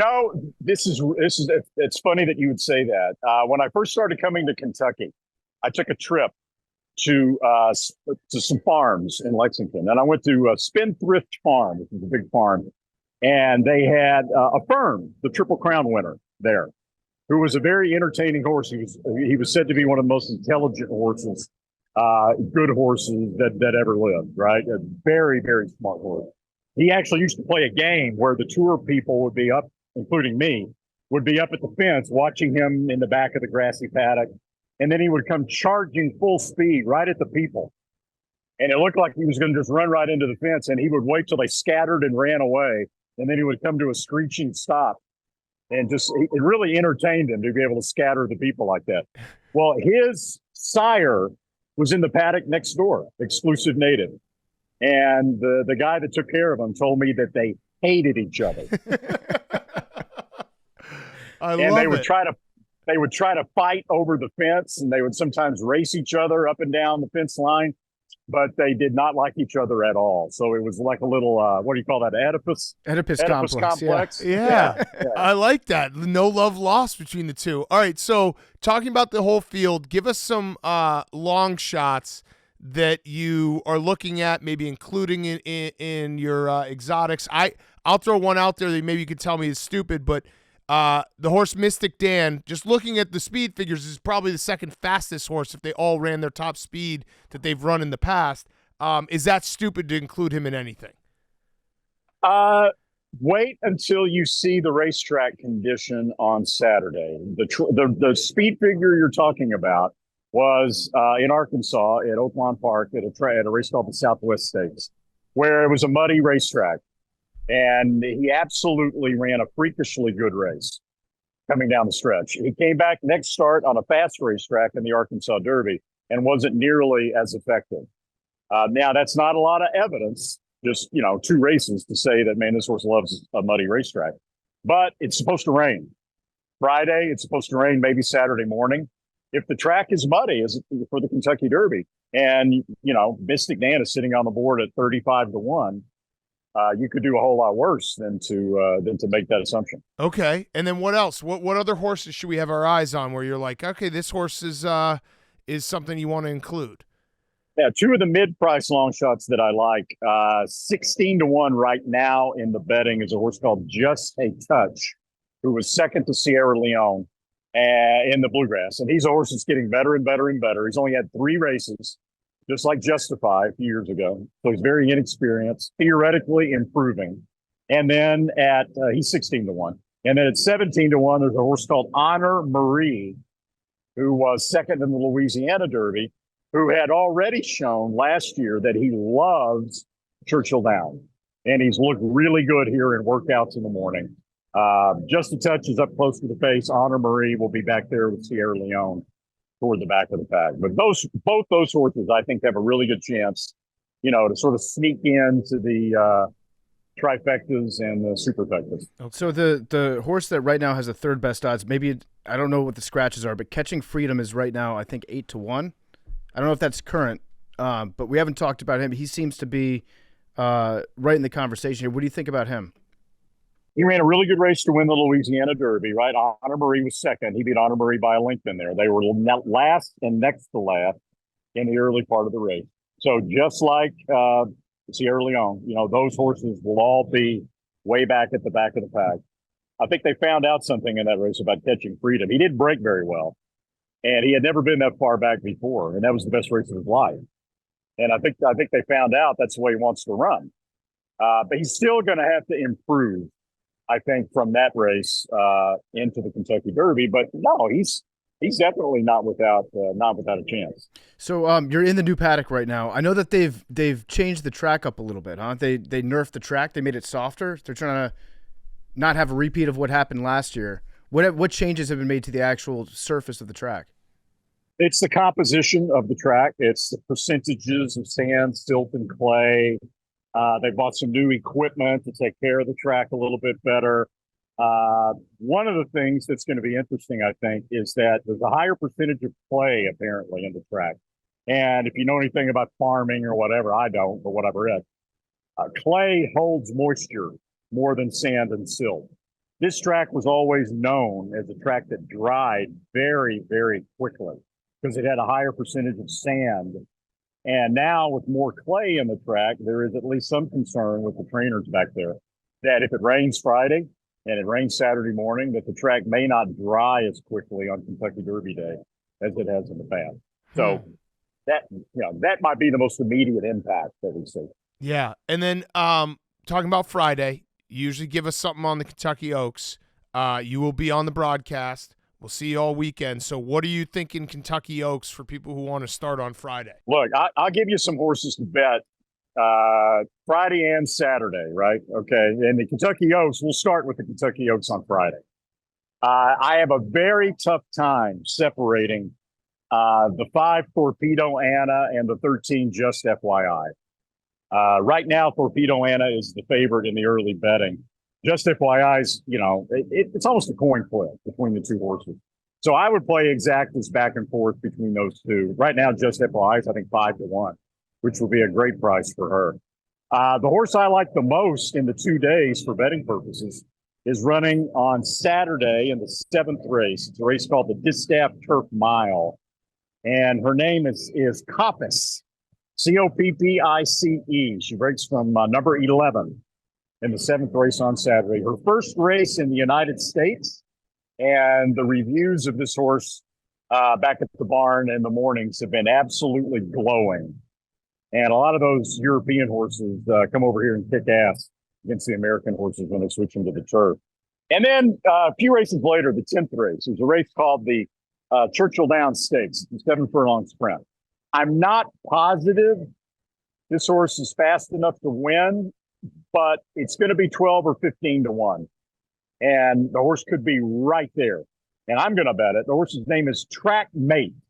Okay. Track Mate, number 7 in the 10th race on Saturday. Okay. All right. I like that. I like that endorsement of it. I'm not sure this horse is fast enough to win, but I'm going to bet on it. Yeah. At that price, Yeah.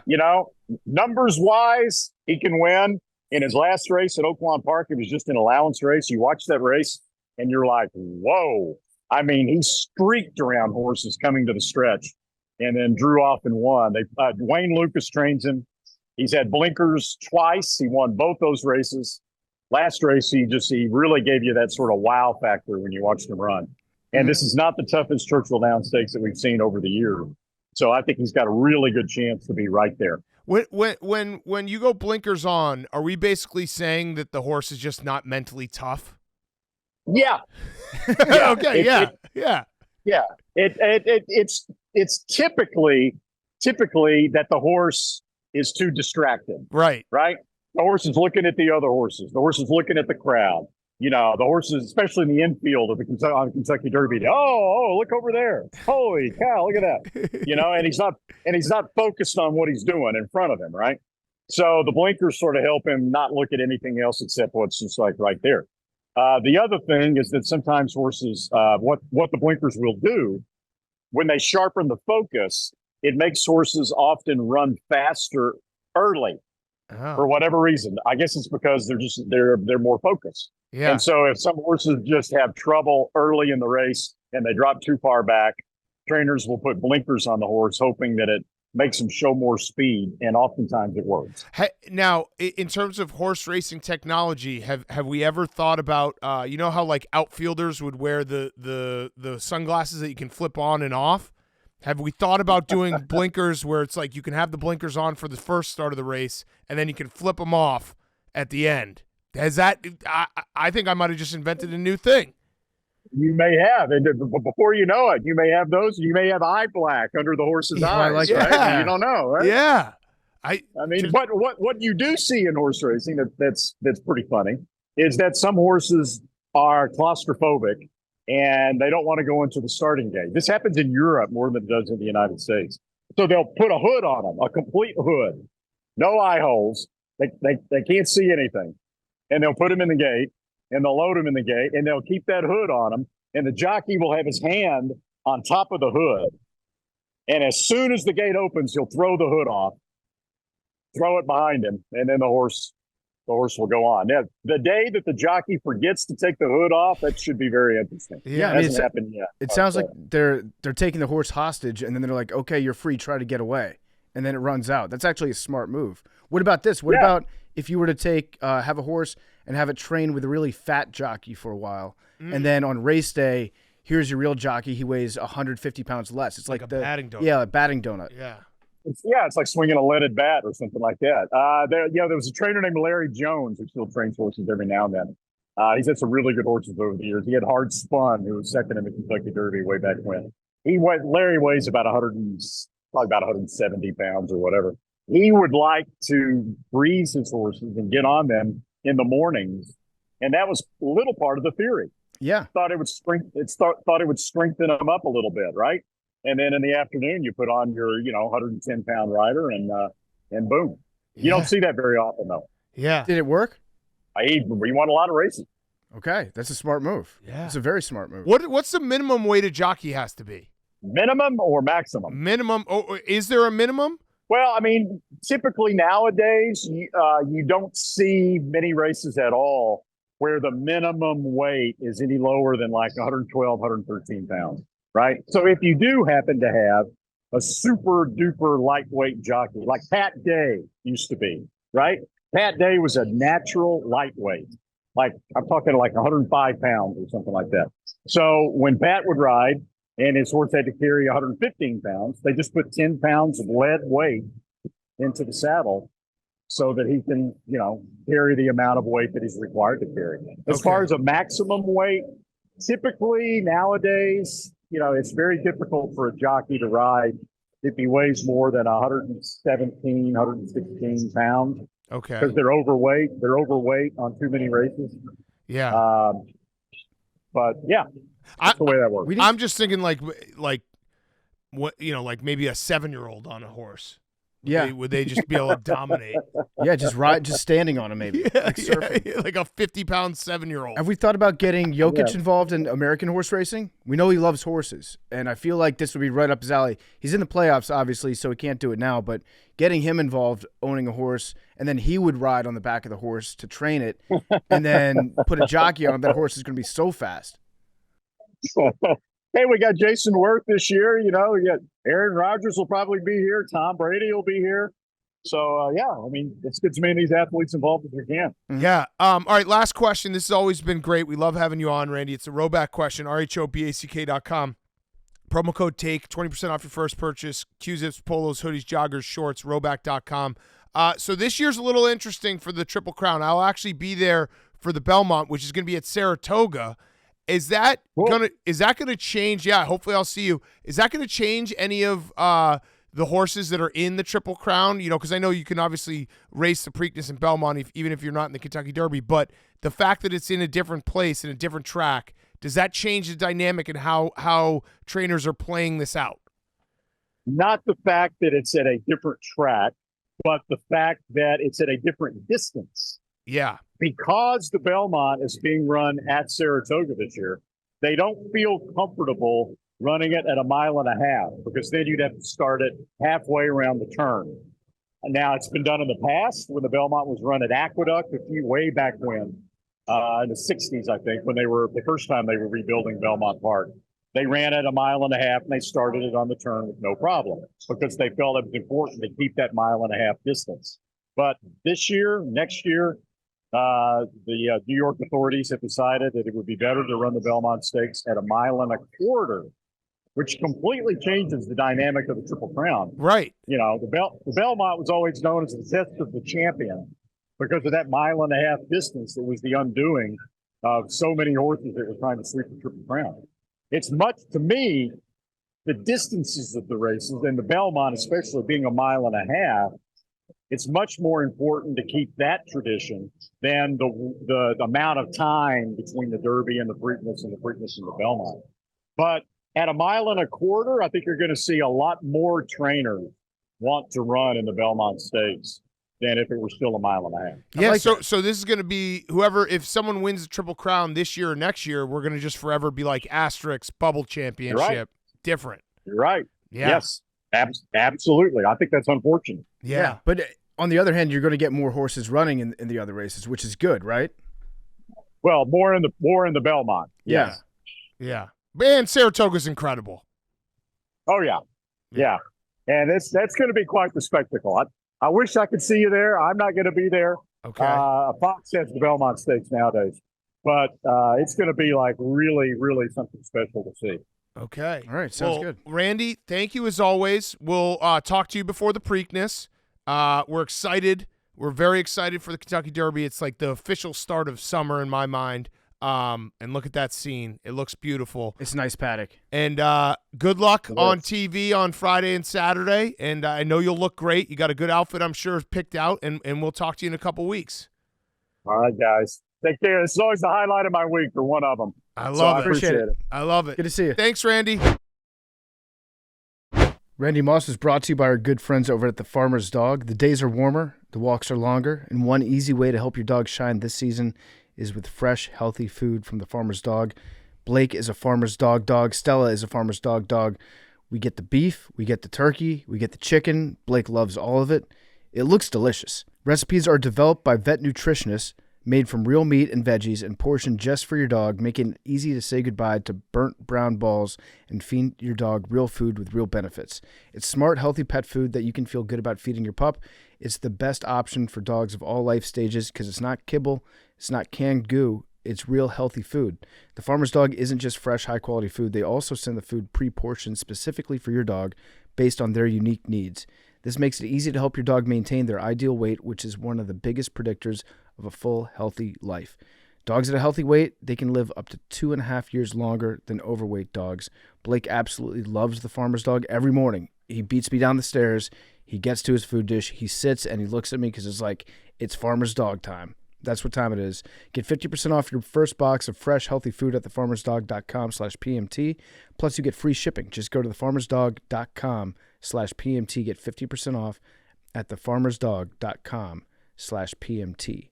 Randy Moss was also brought to you by our great friends over at Coors Light. Nothing like a Coors Light in the springtime. It was 80 here in Chicago the other day. I stepped outside. I thought to myself, this is a great day to drink a Coors Light. It's always a great day to drink a Coors Light, but especially in the spring and the summer. Go to a day baseball game, crack open an ice-cold Coors Light. Nothing like it. There's lots of chances in life to make things better by choosing chill. Grab every opportunity to choose chill and reach for a refreshing Coors Light. When the mountains are blue, it's as cold as the Rockies. Embrace that chill mindset. Make the most out of the times that you choose to chill. Choose Coors Light. Get Coors Light delivered straight to your door with Instacart by going to CoorsLight.com/take. Celebrate responsibly. Coors Brewing Company, Golden, Colorado. And now here's Keith Yandle.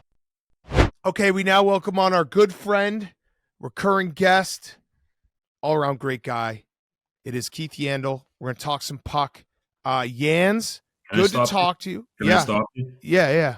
You guys went over last podcast, you saying very, very, very special guest, and I get fucking nothing. Yeah, and actually on this episode, people are going to listen to this after they listen to Randy Moss. I think I gave him 4 veries. Damn. Yeah, you got He nothing. deserves it, though. Yeah, How many varies do you think you should get?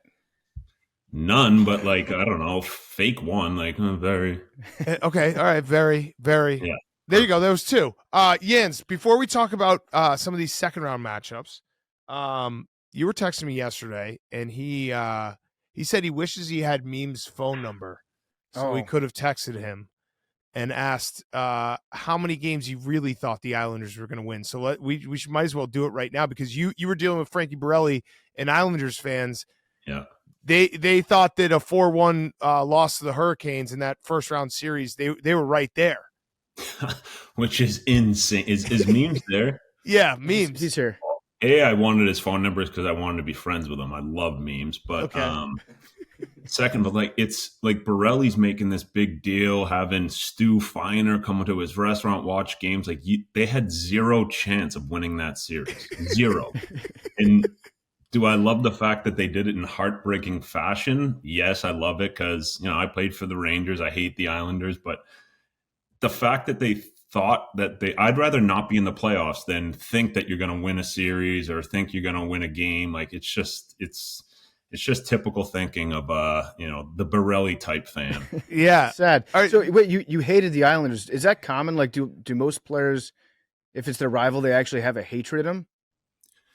Well, I think when you play a team, you play a team so much, you're in the same division, you're a couple miles away, and when you played the Islanders, especially back then when they were at Nassau Coliseum, it was the worst hotel, the worst food. The walk to the rink is brutal. So there's nothing fun about going to that town to play a game. But great fans, loyal, passionate, but they're hanging on to their 1970s a little bit too long. Yeah. All right. So Memes, what do you say to that? Do you think you were right there? I do think we were right there. See, that's crazy people talking. How, Memes? Game 2, we probably should have won, so it should have been 2-2 going into game. So that's 1 win. Yeah, right there. that's Okay. one Won that win. one. All right. And then it would have been coming back to the island 3-2. Okay. We would have won that. They and then would've. we would have stole one game 7. Okay. All right. So that's how they Okay. would have done it. All right, so my bad. Maybe they would have won it. They would have got a pass right to the finals if they won that series. Yeah. All right. So let's start with the East, because you just mentioned your former team, the Rangers. They beat the Capitals very quickly. It was 7 days exactly, which I was trying to help PFT, being like, if you're out in 7 days, you just were never in the playoffs. No one will remember. Are we at the point? Is it early enough to do the rest versus rust thing? Are we worried that the Rangers, they played 4 games, then they're going to take a week off, and now they got to get back out there? Do they lose a little bit of their, momentum going into the next round? I don't think so. I think rest is such a big component, especially now during playoffs. Anytime you can get it is huge. At the end of every series, pretty much every guy's banged up, going through something, whether it's bruises or stuff that's broken. Guys are battling through it. So I think the rest component is huge. Anytime you can get it, especially during the playoffs, because you don't know if you're going to get it next series or the series after. And, they might have a slow first period, but Carolina's going to have some rest too. Probably take the under in that first game. Okay. So the Rangers, is their penalty kill as good as it looked, or is it just that the Capitals are atrocious?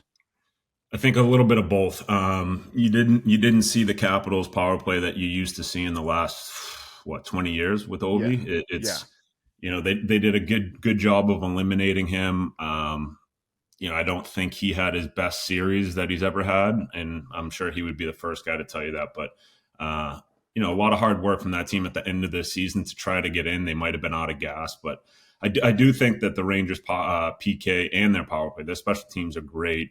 They got a lot of dogs out there, just guys that are willing to pay the price, block shots. Playoff time, that's what it's all about, and guys sacrificing themselves. And I think the Rangers are one of the best teams at doing that. And they got the guys that want a PK, and then when you have such a good power play like they do, it just makes your PK look even better. With Ovi specifically, I've watched a lot of him this year. I've watched his entire career. In the playoffs, he looked like a different guy entirely. It was to a point where I started to get concerned, like, is this the new Ovi? Is this just who he is now? Because he seemed to hit a wall this year, so maybe it was he's out of gas by the end of the season. But the way that he played, it was completely foreign to me. As somebody that's seen this guy's entire career, haven't seen that type of play from Ovi ever.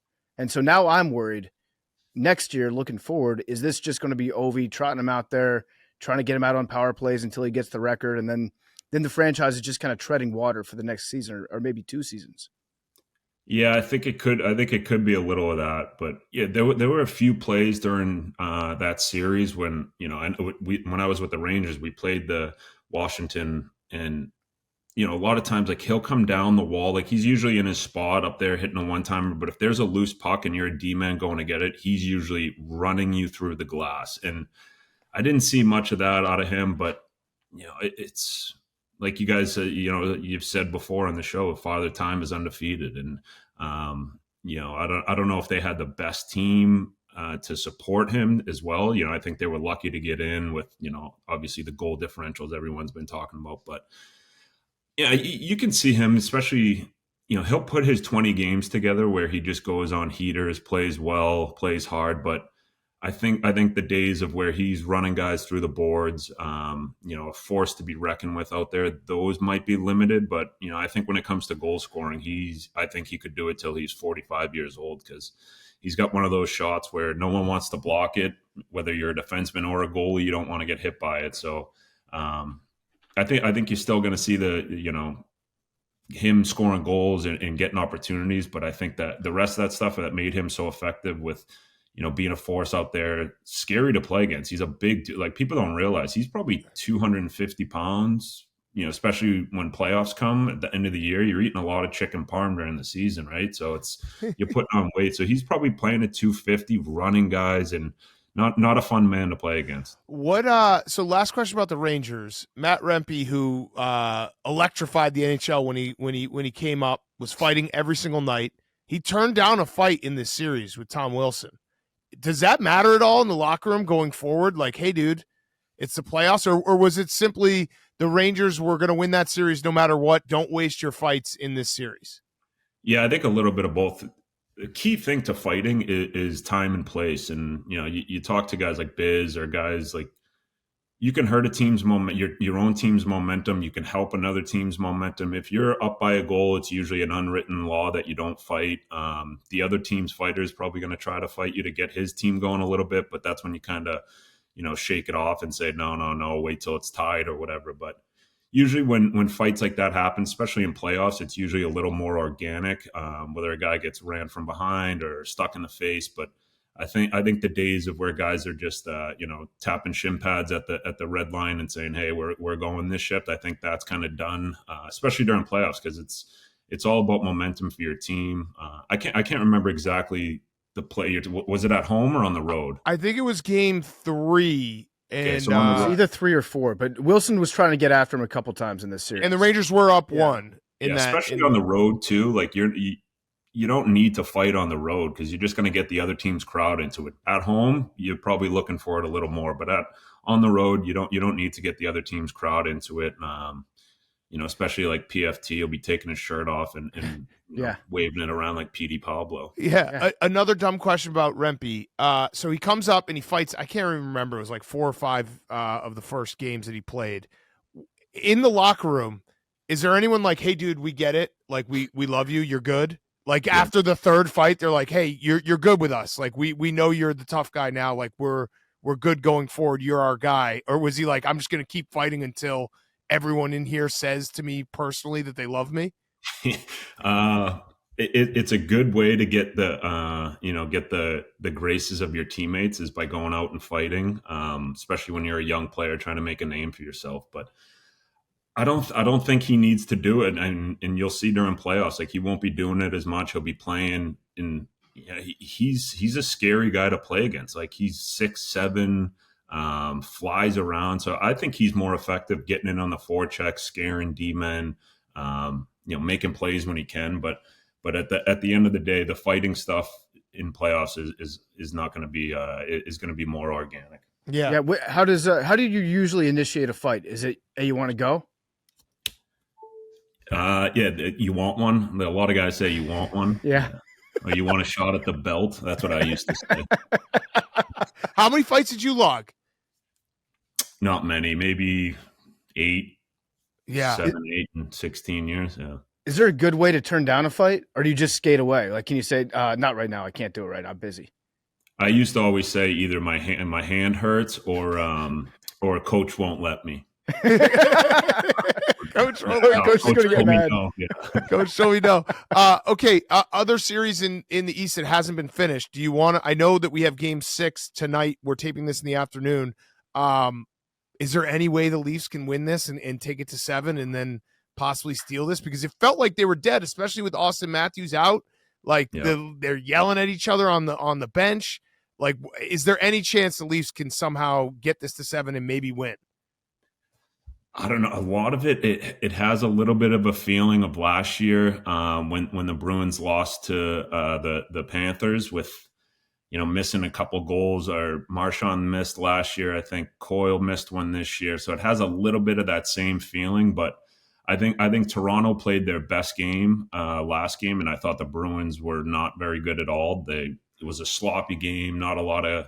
It looked like the ice that the parquet was still down. Like pucks were bouncing everywhere. So I don't think they can pull this one off. I think the Bruins have the leadership, the veteran presence in that locker room that they'll be able to win one of 2. But if they lose tonight, man, it's gonna get a little testy in the waters in Boston. Yeah. Do you think maybe Ryan Whitney turned the series around with the Photoshop that he personally created and put out there online, and the Leafs saw that and they're like, "Fuck this, we're going to go out there and win"? Oh, I didn't even see that. Oh, you didn't see the Photoshop? Why don't you, Big Cat? Would it be great? Send to Yandle so he knows what not to share online. It would be great if Yans was the one who created it. He's just like Kaiser Soze. He's like, I don't even have a computer. He's masterminding all these AI images. Yeah, I wouldn't put it past you. Out west. So the Dallas Golden Knights series, everyone said this is going to be a war. You saw the Golden Knights win the first 2 games, like, oh shit, maybe the Golden Knights run away with this. Now we're back to war, and it's 3-2 Dallas. They won 3 in a row. That same kind of question with the Leafs. Like, I know the Golden Knights can do it. They just won a cup, but do you see them being able to force this to a Game 7? And what happened in the last 3 games that the Golden Knights went from a 2-0 winning 2 on the road to now fighting for their life?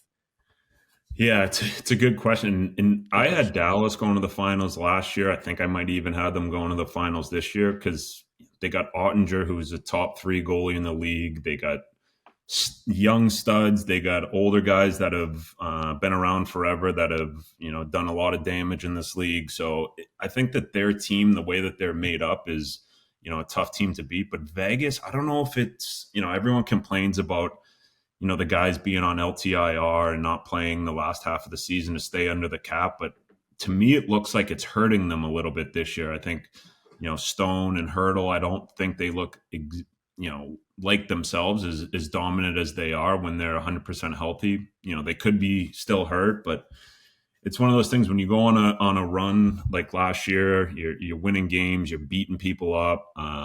They play a very physical game. So it could be one of those things where they're just tired. They're, kind of need the rest, but it's also they're running into a good team first round. I know that they were the 8th seed, but it's, playing Dallas first round is never fun. And this has probably been the best series, I think, of match. It could be a Western Conference final matchup if Vegas, had their weapons all year. I think they would have finished a little bit higher, but I think Dallas. I think this is their year to pull this one off and beat Vegas. What about Edmonton? I know it's hard to say how good they are right now because they beat the Kings. It feels like they do that every single season. If I was a Kings fan, I would despise all of Canada. But Yes. They advanced pretty easily. Is it 3 years in a row? I think they lost in the first round. I think they lost. I think they lost to LA 3 years ago. Oh, did they? They lost 3 years ago. But yeah, it feels like Last year I know they play. I don't know. Yeah, so Edmonton advances. Do you think that this would be the year? Because we were all over it last year with Connor McDavid. We're like, this could be the year that he gets it done because we won't acknowledge his greatness until he gets a ring. Facts. That's something that, it's very important to us on this show. So until then, he's not a winner. Would this be – it feels like this is a tougher West with Colorado and then whoever comes out of that Vegas Dallas series.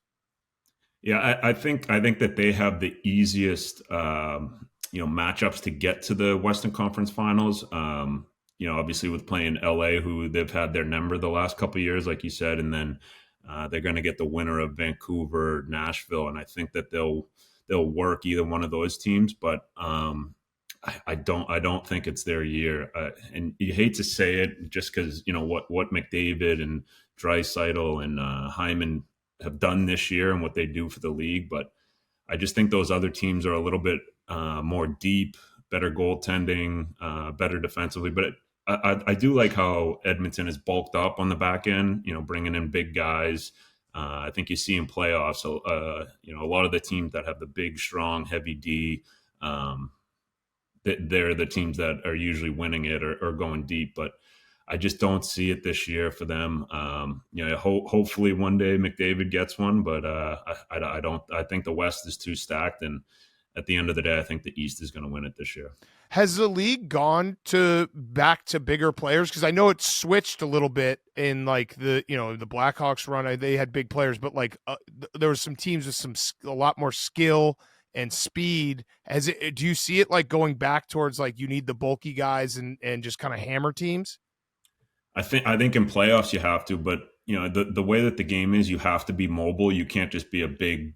When I started in the league, it was 6'4", 6'5" D-men who just, and you couldn't get near the front of the net, that couldn't skate as well as the guys can now. So I think you got to have a combination of, big guys that can move the puck decently and can clear the front of the net. But it's definitely. I think during the regular season, you see the smaller guys, the more finesse guys, they'll shine a little bit more. But when it comes time for playoffs, it's usually the teams with the big heavy D that are winning games. Yeah. What do we think about what's going on with the Arizona Utah thing? Ooh. So the players were told at the end of the season. I have to imagine that some of them knew that this was a very good possibility that was going to happen. But they're moving to Utah. They don't have a name yet. Is there anything that you've heard in terms of like what they're going to be called? I've heard a few things. I like the Yetis, but I don't know. It doesn't really matter to me. But I think it's a good thing. Obviously, you hate to see, especially Phoenix is where I started my career. Loved it there, loved my time there. But I think it's just time for them to move on and then hopefully get in the right owner and get a team back there because.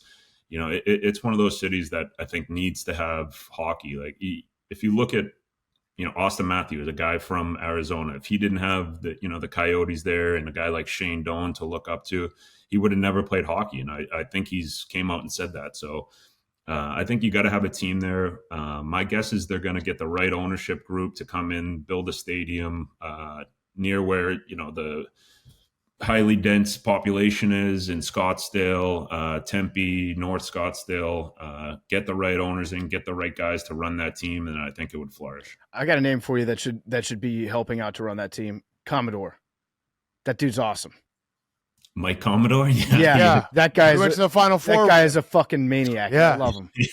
I don't know him that well, but he is a funny man. Yeah. I mean, it's just hockey guys are always every hockey guy's funny. I don't understand what you guys do. Yeah, but the Utah Yetis, I think that's a winner of a name. Yeah. Jens, I went back to Madison to do, they have like an end of the year sports award. So I was the MC, and it was like 1,000 athletes in the whole auditorium. And of course, the entire hockey team was in the front row. I think they had been camping out for like a week. And I was just like, now I feel at home. Like, cause I just know those guys, they're funny, and they actually listen to Barstool and Pardon My Take. So it's something about hockey guys. Yeah, they're the best. And especially college kids, though, obviously the audience that you guys have and what all the enjoyment you guys bring to everyone, they must have loved it. And I could only imagine being a young kid listening to you up there. And were they giving you shit or anything? Or no? Yeah, they were giving me shit, and then they all came up and asked for a picture after, and they were giving me shit about my I was wearing a shirt without collar. It was, I don't know what, someone sent it to me. It's fashion choice that I probably shouldn't have been doing. You have a stain on there? No, I look like a priest. Oh, nice. And then they were giving me shit because I wasn't going to go to the bar with them. You didn't go out with them? Dude, I got to work. We did do PMT. You sound like Biz. Yeah, Biz is like that. Yeah, but Biz, when he says I got to work, he just goes and takes a nap. Yeah. I actually had to work. We had to do PMT after all the playoff games. I would have loved to go out. You tell me Biz doesn't go out anymore? He goes out. Yeah. I actually had a fun night with him the other night. He is out of his mind, that guy. What happened? Do any cameos? No, is he on Cameo? Oh yeah. Oh yeah, you don't know about the There's a great one. You don't know about the famous cameo? Well, I'll send it to you. Oh yes. No, I think it got taken down. It might be gone. It was too hot for the internet. Yeah, it was too hot for the internet. It wasn't him. It was the guy in the background. We have it, Max? Somebody's got to. All right, I'll get that. We'll find it. We'll send it to you. Yeah. Tell us what like an average night out on the town with Biz is like. Well, the night he came out with me, it was me, my wife, 3 of our friends and their wives, and he had some girl who was going to come to dinner with us, like just some girl he's never met. Then he was like, all right, I'm going to go meet her. He shows up. She's with her boyfriend. He's like, hey, what's going on here? Like, am I interrupting anything? And the guy was like, yes, it's my girlfriend. And then he went to the bathroom, and then the girl was like, no, he's not my boyfriend. So his mind was in a pretzel. So it was fun to pick him up the next day, go to lunch, and him tell me that story. Oh my God. Only Biz. Biz. I got my bull coming over. He's a former ice hockey player. You love him. Give me the 3 best goalies in the playoffs right now. I think you got to put Bobrovsky at 1. Yeah. Ottinger probably at 2. Nice. And then I'll go Shesterkin 3. Okay. Yeah. So, and is it a big difference between the 3? Like, is one just playing at such a different level, or all 3 of those guys could easily win the cup? I think Bob's playing at a different level. I think, that save that he made, I think it was game 2, where he just reached back, made the save. I think, like, every time I see it, I just think that that's the start of the DVD. When you win the championship, I just think you think back to all the Stanley Cup winners, there's always like that one save where a guy makes, and it's, just cements his legacy as an all-time great. And Bob's one of those guys. He's a competitor. He's an amazing goalie, and easy guy to root for. Yeah. So who do you have in the Stanley Cup final? I got Florida and Colorado. Ooh. Yeah, because Colorado gets they win the cup, and then last year it felt like it's hard to repeat. and so many miles on their legs. And now I'm watching them. I'm like, oh yeah, this team was really dominant 2 years ago. Like what? And not a lot has changed. They made quick work of the first round, and they play such a fun style of hockey. It feels like maybe it's just personal. Like people have kind of like slept on Colorado a little bit.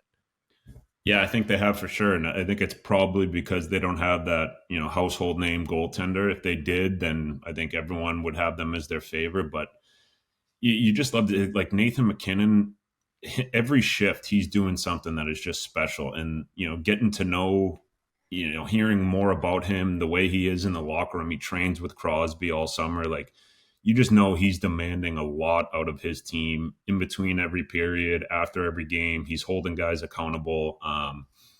Probably the best, I don't know if he's a vocal leader, but the way that he plays, probably the best leader in the game right now, just giving 100% effort. Like he skates like it's his last shift, every single shift. It's wild to me. Like, he does it for 82 games and then in the playoffs. Like most guys, like it's a lot to do all year. And he brings it. He's worth the price of admission. And, obviously he's won his cup, but I think it's one of those things he wants more. He's not satisfied. Yeah. So it sounds like you have the Panthers over the Avalanche in the finals then, because you said you thought the East was going to win it this year, right?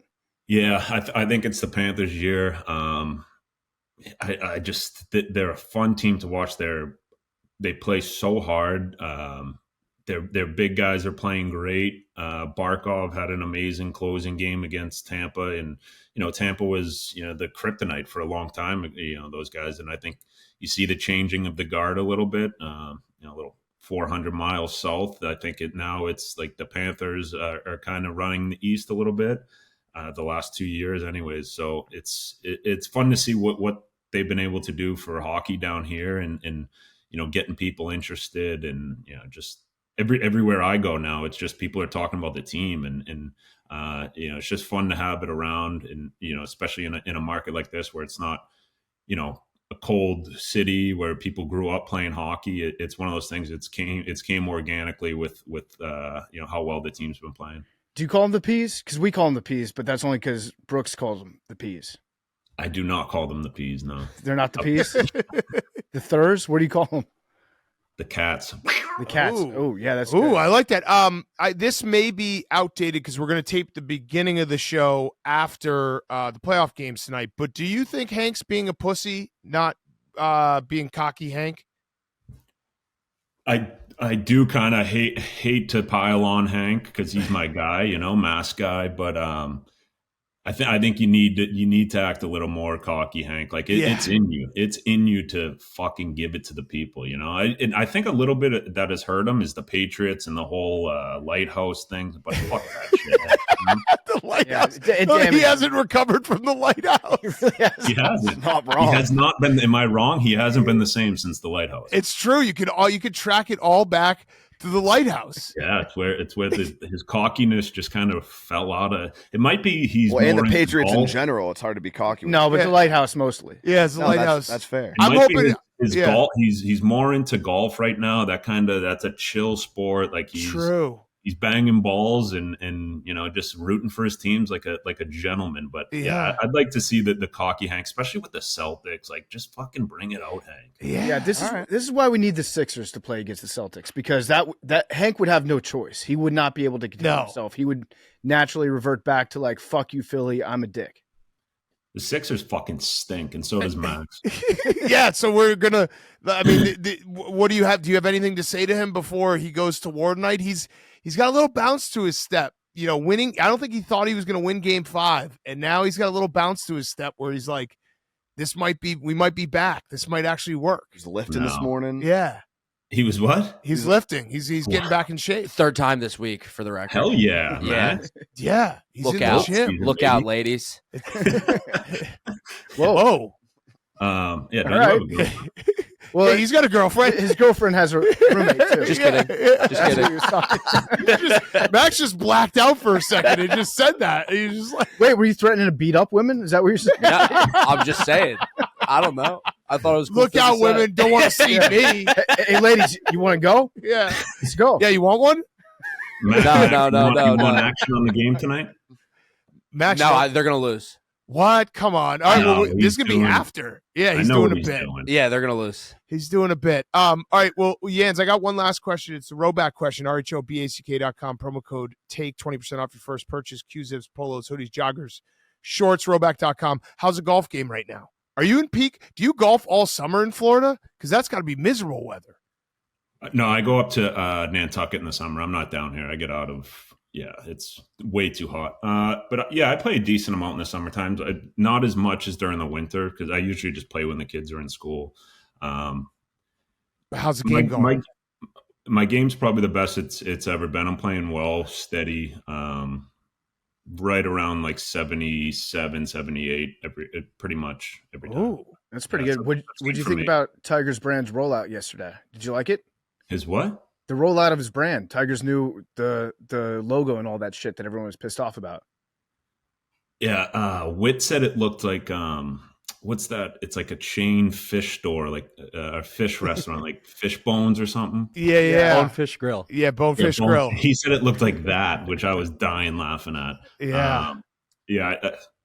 I don't know. I don't love it, but I don't know. Yeah, Yeah. Rowback's way better. How That's why I long? brought it up. How long does it take you to get news? Because you're not online. Like, when did you find out OJ died? Did you find out when we said it on the podcast? OJ Simpson? The running back? No, actually, my group chat with my buddies back home is probably where I get all my news. And, That's scary.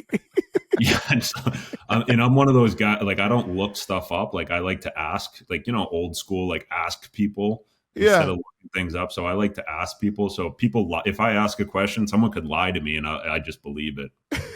Oh shit, we might have to start lying to Jans. Yeah, we'll have to implant some news into you next time you're on the show. Yeah. That's fun. Yeah. Yeah. All right. Well, Jans, we'll have you back on maybe Cup final. We also got to get you up here to play some golf. I know. We got to do a golf video. Yeah. I told Hank, you guys got to play Butler National. It's my favorite course in Chicago, but it's an amazing track. Hank's- Yeah, then I looked it up and it was like one of the most private clubs. You gotta know someone. Well, Jans We can know get us in someone, there. Yeah, we know Jans. He'll get us in. I got No you, Hank. problem. As Yeah. long as you're cocky about the Bruins and the Celtics, I got you. Oh, Deal. There it is. There it is. All right, Jans. Thanks so much, man. Yeah, thanks for having me, boys. Keith Yandle was brought to you by Pardon My Cheesesteak. It's pickup and delivery only restaurant that brings you craveable cheesesteaks, tenders, loaded fries, and desserts. Their lunch, dinner, and late night. All great options. Choose from the expanded menu. It's got regular cheesesteaks, Chipotle chicken, buffalo chicken, or chicken bacon ranch cheesesteaks. Order the Big Cat combo. Get your cheesesteak of choice, fries, and a drink. Or get the Max Special, 2 sodas. With more than 1,500 locations nationwide, find a Pardon My Cheesesteak near you. Order yours now at pardonmycheesesteak.com. We actually just worked in a Pardon My Cheesesteak truck last Wednesday up in Detroit. They were delicious. I ate 2 cheesesteaks. Hand up. I did too. 2 cheesesteaks. And Max, take your headphones off real quick. I drank 4 sodas. Whoa. I drank 4 I think I sodas. might have had 3 or 4 as well. Yeah, it was a lot of soda. It was too much soda. Yeah. Use code PMC20 for 20% off your order at participating locations. Okay. Let's wrap up the show. Fyre Fest of the week. Henry. Yes. I was Hank, having. you look good. Thank you. Wearing a hat. I am wearing a hat. Good point. I Is that a worked smart choice? out this morning and haven't showered yet, so I'm still. I had to throw the hat on. You look strong. Been working out. Been grinding. Your legs look strong. Like they got some bounce in them. Yeah. Your whole body looks strong. turning into an athlete. No one. Did you say this is gaslighting? No. Oh, this okay. is- you guys are being honest, like you always are. Yeah. That actually, we were gaslighting. Damn. Yeah. You look strong. You're going to dunk in no time. Yeah. And Hank, he is so strong. If I were Hank, I'd probably even quit training because he's already so strong. Probably doesn't need to work out anymore. What have we settled on the? We're gonna do that at the top of the show. Yeah. Yeah. We already did. Got it. People are already listening to it. How do you think it went? Well, you guys probably folded and listened to what everyone said. Actually, I won't. What do you spoil mean? it. Okay, what do you mean? Listen, I won't What? spoil Huh? my hand. listen to what everyone Let's said. just do it right now. Let's do it No, right no, now. no, because it's going to be at the top of the show. What We're going to say we already talked about What it. did everyone say? I won't. I'm not gonna give away my hand. Okay. Magician never reveals his secrets. But speaking of comments, and usually, we're pretty elusive to comments. Don't let them get to me. But I went on our YouTube the other day, and the top comment just said, Hank feels like he hasn't wanted to do the show in 3 years. Oh. And that hurt my feelings. That's not true. Yeah, you can't. It's been 5. You can't let you can't let the comments get to you, because there's always someone who's going to say something mean. Like there could be 100 comments, 1 could be mean, 99 could be good. The only one you're going to actually read is the one, and then it will ruin your day. Well, it's usually like, if it's in my own personal, Twitter, Instagram, whatever, I'm used to just not, filtering them out. It's when you catch a ricochet. Yeah. Like When you're not expecting it. You're like, It's let's see true. what people say about the episode. And it's like the number one comment is just like, Hank looks like he hates doing the show. And I was like, what the fuck? No, hey, that was Hank. If you've noticed Hank, he has not been cocky Hank, and he's been having, like, you can see it on his face. He's not being honest with us and not being honest with you, the listener, by not fully embracing his confidence and his cockiness. And Well, his only it's 3 years. We're talking 3 years. Wait, Not defense 3 days. mechanism is to just go, But hold on. I blame not having a desk over here. Oh. Not knowing what to do with We'll get you a desk. Let's unpack this, because remember, we also had a month where you had to do your stand-up special. So now we're down to 2 years, 11 months that you haven't wanted to do the show. and then the whole lighthouse thing. The lighthouse That thing. affected him from Yeah, that was September. fun. That was Yeah, September through December. Yeah, you can't. I have never felt like you don't want to do the show, except for that time you asked us to not do the show anymore. That was more than 3 years ago. That was more than 3 years ago. Actually, that was exactly 3 years ago when he said, I don't want to do the show anymore. I also had to do a vlog for an ad where I said in the video that Hank does nothing. Which also is tough. And to Hank be, does a lot. to be Yes, fair to Hank, that was for the bit. the full story behind Hank not wanting to do the show wasn't because he didn't like doing the show. It was because he wanted. For the show. It was because he wanted Betterment of to the show. take on bigger responsibilities Right. across the board. I've And never. you didn't know if you'd have time to do the show. Yeah. I just didn't like listening to my voice. Yeah. Really being honest. When you had to edit it yourself, I've never felt like you didn't want to do the show. Yeah, you can't let the comments get to you. that was getting close to a butt. No, I've never really, like, listen, here's real talk. We've been doing the show for a fucking long-ass time now, 8 years. If you've been listening for 8 years, there has been times when the show's been, like, humming. There's been times when it's dipped. It just goes in waves. Like, that's just what it is. Like, what other podcasts, there's not many podcasts with this many people who have been doing it for this long. Like, there's podcasts that have one person who does the show and they have guests, like, you know what I mean? Like, that's a different dynamic. So I've never felt like, oh man, Hank hates us or doesn't want to be here. No, I've thought that Hank hates us. Also, I feel like we're in a great, we've been humming for a while now. Yeah, no, like I feel like I love coming to work every day. Like, I love doing the show. If we're a stock market, there's been times when it's like, oh, okay, yeah, it dips a little bit. I feel like we've been rising for a while and putting out great shows. So no. And Hank, I want you to know you're appreciated. Thanks. But also, I appreciate the comment section. Of course. I just You love. have to. I love every single internet comment out there. Like, God bless you guys. I think that, like, we as human beings just weren't ready for the internet as it exists today. Like, having people who are passionate about the show comment on every single, like, minutia and try to look into every little, like, what do you mean by that? What do these guys not? We weren't built for that type of feedback. So you got to just kind of ignore it. Yeah, like, no human being's brain can handle that amount of feedback constantly coming at you. I've said that for years, that the weird part about when the show took off and got big is that the human brain, it was not evolved for millions of people to have an opinion about you. Yeah. That's just not something that anyone has ever had to deal with until the last, like, maybe 300-400 years on Earth. So yeah, don't let it get you down, Hank. No, not get me down. I just, I gotta, I don't know, pick it up somehow. I love you like a brother. Buy back in. You're gonna dunk on those comments. Yes, family. You guys are. I mean, we're going to get to a point, Hank, where, how old are you, 30? 30.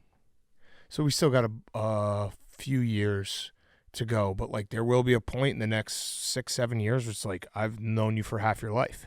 I said that the other day to someone and they kind of laughed at me, but I do believe it. Like 10 to you don't remember 0 to 10, or and you're in no control. Like, you don't have any thoughts of your own. You're not doing what you want to do. 10 to 20, you have what you like. You have your friends. You kind of make decisions, and obviously, like, you're still not in full control, but you're in more control of your life and interests. And then so I have that, and then 20 to 30 has just been with you and Barstool. Yeah. So it feels like half my life. Yeah, right. And so that's why also when people try to not mentally get where they try to what's the word I'm looking for? BFD, help me. Manipulate? No. They try Mentally to trick you? What are you saying? No, they try to think of what you're thinking. They Pinpoint. That's what I'm trying to do right now. No, fuck.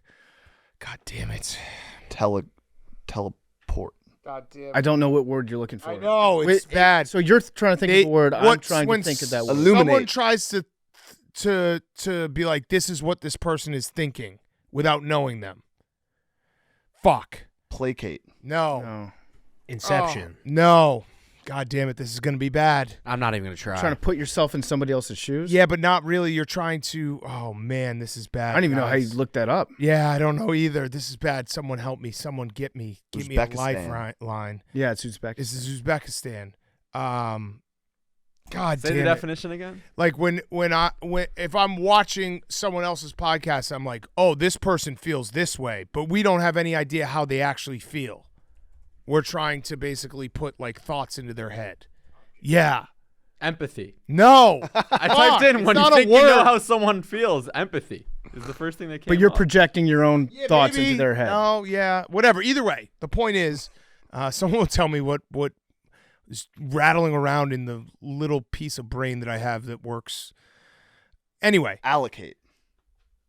people are going to try to be like, Hank's feeling this way from a little moment that they watch when they don't realize that we have a ton of moments that they're not watching, that we are working together, friends, doing all these things, constantly communicating.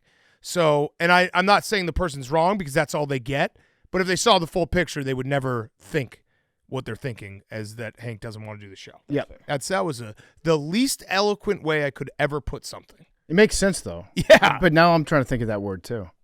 I basically just did like 4 fullback dives to get a first down. Word. Just ugly as fuck. Just running it right up the middle, and we got there. I think we moved the chains. Word about what somebody is anticipating thinking. It's something specific. Someone's going to tell me, and they're like, I'm going to feel like the dumbest person ever. Yeah. Which is not. I mean, I had a moment earlier this week where I thought out loud. I thought out loud that the floors weren't invented till 1850. Floors. Floors. What do you mean? Like hardwood floors? That's it. There's nothing more to say about that. Is it anticipate what somebody else is saying? Project? Oral sensory seeking. I don't know. We got to move on. I We got to move on. You're projecting. Yeah, maybe projecting. Projecting what you're thinking. Yeah, maybe onto somebody projecting. else. I don't know. All right, you're Fyre Fest BFT. Yeah, we love you, Hank. I love you, Hank. My Fyre Look Fest. at me in the eye. Love you guys. Thanks, Hank. I fucking love you. I love you too. I'd fucking die for you. I'd die for you too. Maybe I wouldn't die for you. I don't know if I'd die for you. I would take like a bullet to the arm for you. If someone else wanted to die for you guys instead of me, I'd be down to let them. Fasoli. But if it was, yeah. Yeah. I'd die for you, Hank. I'd die for all of you guys. Thanks. Really? Yep. Fuck. You know what? I'd fucking die for you guys. I'd just die for Hank. Oh, not us, Max? Yeah. Okay. Memes, who would you die for? I'd kill for you guys. Oh, yeah. Respect. That's what I'm talking about. Me. It's my dog. Yeah. All right, so we got a couple people. Darren Ravel.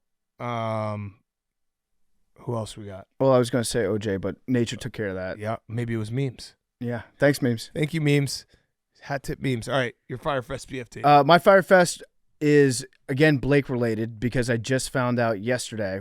He's had his shoulder problems, right? And I'm like, what's going on with this dog? He can't walk. He's limping around. We gave him rest. He's just been chilling, still limping around. Took him in yesterday for a CT scan, CAT scan, which is ironic because he's a dog. But they scanned him, and his shoulder's fine, but both of his elbows are messed up. So he's getting double elbow surgery. What? Next Thursday. Tommy John? He's getting double Tommy John. Holy shit. Next Thursday. Jeff so Passan's got to write about Jeff Passan needs to, like, is it overuse? Is it the uniforms? What is it? Was he not trained as a young dog to play other sports besides jumping? So what does double elbow surgery look like? So I thought about that. I was like, is he going to have like casts on each arm where he's going to be in a front wheelchair? Yeah. So apparently it's scope.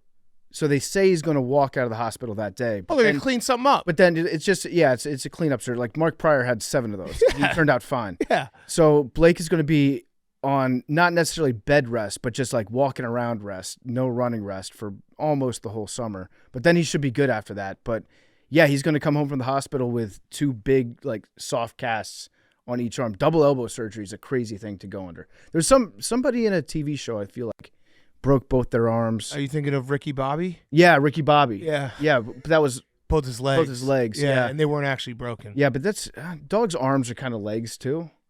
Yeah, it's like the old where would dog wear pants? Yeah, yeah. I would assume that it would be around the neck, right? Because they're all legs. Yeah, they're all legs, all 4 legs. They have 4 legs. They don't have. That's they don't good. have That's 2 good that arms. you're not doing this surgery before your Kentucky Derby party. That would have sucked for Blake. It's really good. Yeah, Yeah. Blake's going. This is his last hurrah. Yeah, He's going to jam out. it's his bachelor party. Yeah. So anything that you need your dog to do 2 legs, let me know what I should do with Blake in his last week on his original legs. That's crazy. Double Elbow surgery at the same time, which is good because if it was one elbow and then another elbow, like 6 months later, Yeah. he'd be like, "Fuck this! I don't want to go through rehab again." I already know this. I'm not doing it. That's the other thing. I got to take him. I got to put him on like underwater treadmills and get him rehab. That rocks. Though. Yeah, he's gonna have a got- gonna have a blast. You got to get a GoPro to get video of it. Yeah, I should. Yeah. All right. My Fyre Fest is. I've talked to Hank and PFT about this, and it's not a Fyre Fest. It's a. I have a funny content idea that's not funny at all. Fyre Fest. My daughter's class has lice outbreak. She does not. We've checked every single day, but it's crazy how fast the lice just goes around like a preschool. It was like boom, boom. Oh, it's in this classroom. Oh no, it's in this. Oh, it's literally everywhere. Either way, don't have lice in my house. Thank God. Knock on wood. Checked every day. No lice. But when I was telling PFT and Hank, it did dawn on me that it would be very funny if we had a lice outbreak here at Barstool Chicago. So Funny how? I don't know. I haven't. That's Yeah, where I have the that's where I got idea. lost. I have the idea. I don't know how it gets to make money and have everyone laugh. But the idea is get a lice outbreak in the office. So I swear to God, I forgot about this conversation with you that we had a couple days ago. It is there's a nugget of a good idea in there somewhere. We got Yeah. to figure out how to present it. I know. Hank, that's what you want to do, right? That's why you wanted to leave part of my take for good 3 years ago. This is For a great. lice? We gotta talk out the idea. It's a great idea. As head of content, you have to help us figure out how to turn this little nugget into a great package presentation that's fully sponsored. Just Yeah. think of that thumbnail. That thumbnail. Oh, yeah, we all got lice. blog like lice invades Barstool Sports is so funny with like Nikki smokes his hair and like a scared face. Do you know what we need to do? What happens if you get bad lice? What actually Use happens? shampoo. If there's a shampoo for it. But like worst case scenario, say you didn't know you had lice. No, you know. Untreated lice. You know because you scratch. It's Big Cat, itchy. what I was going to say is I completely forgot about this conversation with you. I woke up this morning, swear to God, my head was super itchy. Uh-oh. And I spent all morning just scratching my head. Took a shower, shampooed, didn't look for any lice or anything, but now I'm worried because I had an abnormally itchy head this morning. You might have lice. Do you want to look? No, I don't. Yeah. Look, All right, look. go. You look. No, you look. No, you look. You look. I said you look Yeah, So first. you It's need like just a your magnifying content. glass? I said it's. Let's figure it out. All right, fine. I swear to God, my head was super itchy this morning. I'm not joking. All right, Big Cat's looking through. The matching hoodies. This is nice visual. That's it. We're like a couple monkeys picking bugs off each other. No, I think. Am I clean? No, you have dandruff. I have dandruff? Yeah, you Well, need the same color. Yeah, no, you have dandruff. I have dandruff? You need the dandruff shampoo. I have dandruff? I use a dandruff shampoo. I've never had dandruff. Yeah, you just have dandruff. You just have some dry skin. No, I've got Ericif. Yeah. Dandruff is perfectly fine, normal. Yeah, just use some Selsun Blue. Well, that's a load off my back because for about 30 seconds there, I thought No, yeah, you don't. I have was lice. putting the pieces together. I and didn't see any bugs. There's just some dandruff. Okay. So yeah, back to the lice. How do we do it? I think maybe we need to get a sandbox and make everyone bring backpacks every day because that's lice go. They can survive in sand. That's how it happens a lot with like, kindergarten and all that stuff. Yeah. So maybe that's what we do, and then I'll get the lice. In a jar? No, I'll put them in my head. Your head. And then I'll be patient zero, and I'll just pass it around, and we'll be like, yeah, think about the This thumbnail. kind of happened when COVID happened. It's kind of We like all got it. maybe like a Mr. Beast type video. Like Yeah, last right. person to not get lice wins. Oh, it's a Right. contest, yeah. Yeah. Lice Survivor. I wonder if we could dye the lice so we could see them like more clearly. Day glow. Yeah. UV. Just replace all the lights with UV lights. Someone figure out how to get from Office Gets Lice to Make Money Funny. Yeah. Let us know. Sound off in the comments. What, Max? Max has something. No, this is just so random that I don't. You brought up UV lights. Did you see that there's a college baseball team that's just doing a complete UV baseball game with a black light and like glow in the dark uniforms and balls? Savannah Bananas? No. I'll say it. Black lights suck. Yeah. Okay, because I don't come in my pants, but I always, when I see a black light, I'm like, did I come in my pants? Oh, yeah, in like a hotel room? Yeah, no, or like a bowling alley. When you go to a black light bowling alley and you're like, I don't remember ever coming in my pants, but who put this cum on my pants? I think from time to time, black lights matter to me. Black lights matter. This is actually awesome. Yeah, it is. That does look cool. This is very cool. But do you guys not have the same fear whenever you go to like a black light bowling alley? You know that there's not a problem, You're a spill guy. There could be a problem. Yeah, this is very cool. We should do a black light, pardon my take. Yeah. There's probably cum in this studio. Or something. You think anyone's fucked in the studio? No. I have not. I have not. Pug? I have not. I have not. Pug is not here to answer. Memes? A lot of people have been in this office. Memes definitely has. Okay, Jake, finish us off. Yeah, on a similar note, I've also been lice? Yeah, I've been itchy this week, but it's because I got freaking destroyed by mosquitoes when I was in Florida. Yeah, crushed. You're all I've got chipped the marks up? to show it. No. It was really bad. No bug spray? After the first day, Learned your lesson. too late. Jake, are you one of those guys who's like, bugs for some reason like me more than everyone? Yes. Yeah. My blood. Everyone's like, you have sweet blood. Yeah. Remember that time we went to disc golf? I know that. No, frisbee golf. Fuck that. We say whatever we want. Remember on when this. we went on Long Island and we turned got Billy into a vegetarian. destroyed? Yeah. Billy got alpha gal. Yeah. It was so bad. This Yeah. was similar to that. Bugs. Yeah. The that sucks that you missed the first day. Like Yeah. the first day with the bug Yeah. spray because But I'll be you're back just next fucked. week and I'll be prepared. I like a good bug bite. How many did you kill, Jake? None. What was that, Max? That's just a horrible Yeah, take. bug bites are the worst. suck. Whoa. I agree with I you. don't like a lot of bug bites. No, you don't want any. But one or two good bug bites and you can itch it, I kind of like Yeah, it. but then it starts bleeding and the scabs and then scars come. I'd rather have 3 bug bites than That's kinda one. where I'm if at you have right one, then that's all you're thinking I've got about. like Well, if you 6 have- on each arm. if you have one, you just assume it was a spider that bit you in the Yeah, middle of your spider bite. sleep. Yeah. I like a good bug bite. Just a good old fashioned bug bite. Like maybe on the top of your shin. Nice little spot. You can scratch it a little. I feel like no that's- no one's with me. I feel like you might be In on a an few island weeks, with you're gonna that. have with mosquito me. bites and lice and be like, "What was I thinking?" That yeah, might- but no one's with me. All right. No, you might be on. That might be a little like S&M thing where it's like a little bit of pain feels good. Just one. Sometimes Yeah. feeling bad feels Just like watching the great in a insect place like this. Yeah, no, it's just suck like up one the blood. Yeah, one good bug bite. I don't want a lot. Anything more than a couple, and you're just like, this fucking sucks. I can't believe I forgot to put on bug spray. What Jake's going through right now, but a single bug bite on the top of your shin, just a little itch, not so bad. I'll Not give so you bad. some of my blood and maybe they'll come find you. We'll do a blood transfusion. Get some of that young blood. Yeah. Yeah. We should do it. We should. Let's do a black light blood transfusion with lice. And then we should make all our younger employees give their blood to us. this feels like the Fyre Fest today has just been an extended brainstorming session. Yeah, it's been Ready good. to go. Okay. The lice thing, I do think that we can work with that. Yes, thank you. Because I remember when I initially said it, you're like, that's a bad idea. I'm happy that you've seen the lice. I think you get 2 teams and then see which one can get fully covered in lice first. A game of tag with lice? Lice cross. Yeah. Yeah. Lice are so gross. Remember when Clay Travis just willingly said his kids had lice? Oh yeah, because he was mad at the airline Yeah. for not letting him I'm fly. siding with the airline there. Yeah. Only time ever. Okay. Good show, boys. Numbers. 8. 20. 46. 18. What number is lice? 3. What number is 99 lice? pug. 21. 10 to 15. I'll go 10. Whoa. 10. Any questions you want to ask? What? Is there a question you'd like to ask somebody?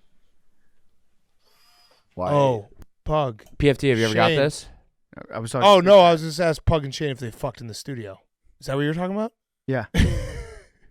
Pug Shane, have you fucked in the studio? No, not yet. Pug. Okay, nice.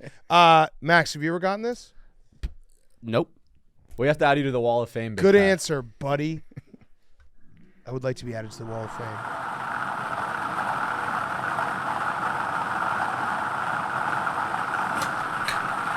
$75. Love you guys.